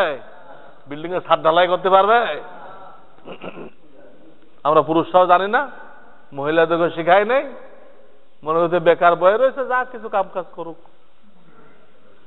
তাদেরকে যদি এই কাজে না লাগানো হয়, সমাজ জেনায় ভর্তি হয়ে যাবে, গজব নাজেল হবে। অমানুষ দিয়ে দেশ কি হয়ে যাবে? অমানুষ দিয়ে ভরে যাবে। আপনার ছেলে নষ্ট হয়ে যাবে। ছেলে তো মায়ের কাছে মানুষ হওয়ার কথা। আমি তো বলি মাদ্রাসার পয়লা অক্ষর নিয়ে মা বানানো হয়েছে। মাদ্রাসার পয়লা অক্ষর নিয়ে কি বানানো হয়েছে? মা। মা মানে মাদ্রাসা। মায়ের কাছ থেকে তালিম নিবে। আজকে বহু অফিসার আছে ঘুষ খায় না, কেন? ওর মা মানা করছে। কোন হুজুর বলে নাই, মা কইছে ঘুষ খায় না। আছে কিনা? মায়ের কাছে মানুষ হবে। মা যদি ভানাসি ব্যাগ নিয়ে ঘুরতে থাকে অফিসে অফিসে, তো ছেলেপেলে কার কাছে মানুষ হবে? হ্যাঁ, কাজের বুয়ার কাছে। তো হেরোইন খুর হবে। হেরোইন খোর হলে যা বাপ মা মিলে টাকা জোগাড় করছে, ওই টাকা কোনো কাজে আসবে না। ছেলে নষ্ট হয়ে গেছে। বাপের কাছে টাকা চাবে, বাপ দেয় না, বাপে গুলি করে দিবে। মার কাছে হেরোইন টাকা চায়, দেয় না, মারে বটি দিয়ে জবাই করে দিব। মাও শেষ, বাপও শেষ, ওর যাবজ্জীবন জেল হয়ে যাবে। আর যার টাকা জমা ছিলেন পোলার জন্য, সব ব্যাংকওয়ালারা খাইলো। কে পাইলো? সব শেষ। কোরআন মানেন নাই, দুনিয়াতে আযাব শুরু হয়ে গেছে। আর সন্তানের মেইন হক কি? আকিকা করলেন, নাম রাখলেন, হইল হক। আসল হক কি সন্তানের? তাকে মুসলমান বানাই দেওয়া, আল্লাহর গোলামি করতে পারে, রসুলের তরিকায় চলতে পারে, এটা হলো মেইন হক। এটা শিখার পরে ডাক্তার, ইঞ্জিনিয়ার। এই জন্য ভাই সবাই মাদ্রাসা অন্তত 2-4 বছর দিয়ে মুসলমান বানায়, তারপর কি করেন? ডাক্তার ইঞ্জিনিয়ার বানান। আগাতে দিবেন না। আগে মুসলমান, তারপর ডাক্তার ইঞ্জিনিয়ার। আগে নার্সিং হোমে দিবেন আপনি। আপনি বুড়া হয়ে গেলে ও পাঠাই দেবে কোথায়? বৃদ্ধা আশ্রমে পাঠাবে আপনাকে। আপনি ছোটকালে অনেক কিন্টার গার্ডেনে পাঠাইছেন, আর আপনি বুড়া হলে আপনাকে কোথায় পাঠাবে? বৃদ্ধা আশ্রম, নার্সিং হোমে পাঠাই দিবে। মরে যাবেন, খবর নেবে না। বিদেশে এই হইতেছে। ম্যানেজার ফোন করছে, আপনার আব্বা মারা গেছে, আসে না। কেন? আমি বিদেশের আসছে, ওদের সাথে আমার মিটিং আছে, আমি যেতে পারবো না। ম্যানেজার সাহেব, আপনি একটু দাফন করার ব্যবস্থা করেন, বিল দিয়ে দেব আমি। এই অবস্থা। সন্তানকে কোরআন সুন্নাত তালিম দিতে হবে, যেন আপনার মৃত্যুর সময় সূরা ইয়াসিন পড়তে পারে, আপনার ছেলে আপনার জানাজা পড়তে পারে, আপনার ছেলে আপনাকে কবরে ডাইন কাতে রাখতে পারে, আপনার ছেলে আপনার কবরের কাছে যায় সপ্তাহে একদিন সূরা ইয়াসিন পড়তে পারে। এটা আগে শিক্ষা দেন। এটা যারা করবেন না, কোরআন বলে দিছে ওয়ালা তাকতুলু আওলাদাকুম মিন ইমলাক। এই আয়াতের তাফসীরে মুফতি শফি সাহেব লিখছেন মারিফুল কোরআনে, যারা বাচ্চাদেরকে কোরআনের তালিম দিল না, সরকারের সনদ নেই বলে এরা নিজের হাতে নিজের বাচ্চাকে জবাই করে দিল। আপনি নিজের বাচ্চাকে জবাই করে দিলেন। আপনি মনে করতেছেন যে আপনি অক্সফোর্ডে ডিগ্রি আনছেন, অস্ট্রেলিয়াতে ডিগ্রি আনছেন, কোরআন বলতেছে জবাই করে দিছো, তোমার ছেলে শেষ। হাসরের ময়দানে তোমার বিরুদ্ধে ফরিয়াদ করবে, তোমার বুকে পাড়ায় তারপর দোজখে যাবে, তোমার উপরে অভিশাপ নাযিল করার দোয়া করবে এবং তোমার আযাবকে ডবল করার জন্য দোয়া করবে। করবে কিনা? সব আয়াত রয়ে গেছে, পড়ার টাইম নেই। এই জন্য বান্দার হকের দিকে খুব খেয়াল করতে হবে। এই বান্দার হকের মধ্যে কিন্তু জীবজন্তু আছে। কি আছে? পিপাসিত কুকুরকে পানি খাওয়ায় 1 লাখ জান্নাতি হয়ে গেছে। আমার বুখারীতে এই হাদিস আমি যে পড়াই ওর মধ্যে আছে। আর একজন বিড়ালকে না খাওয়ায় মারছে, সে জাহান্নামে চলে গেছে। কুকুরকে কষ্ট দিয়ে জাহান্নামে যায়, আমরা মানুষকে কষ্ট দেই, পাওনা টাকা দিতে ঘুরাই কিনা? তা আমাদের কি হবে?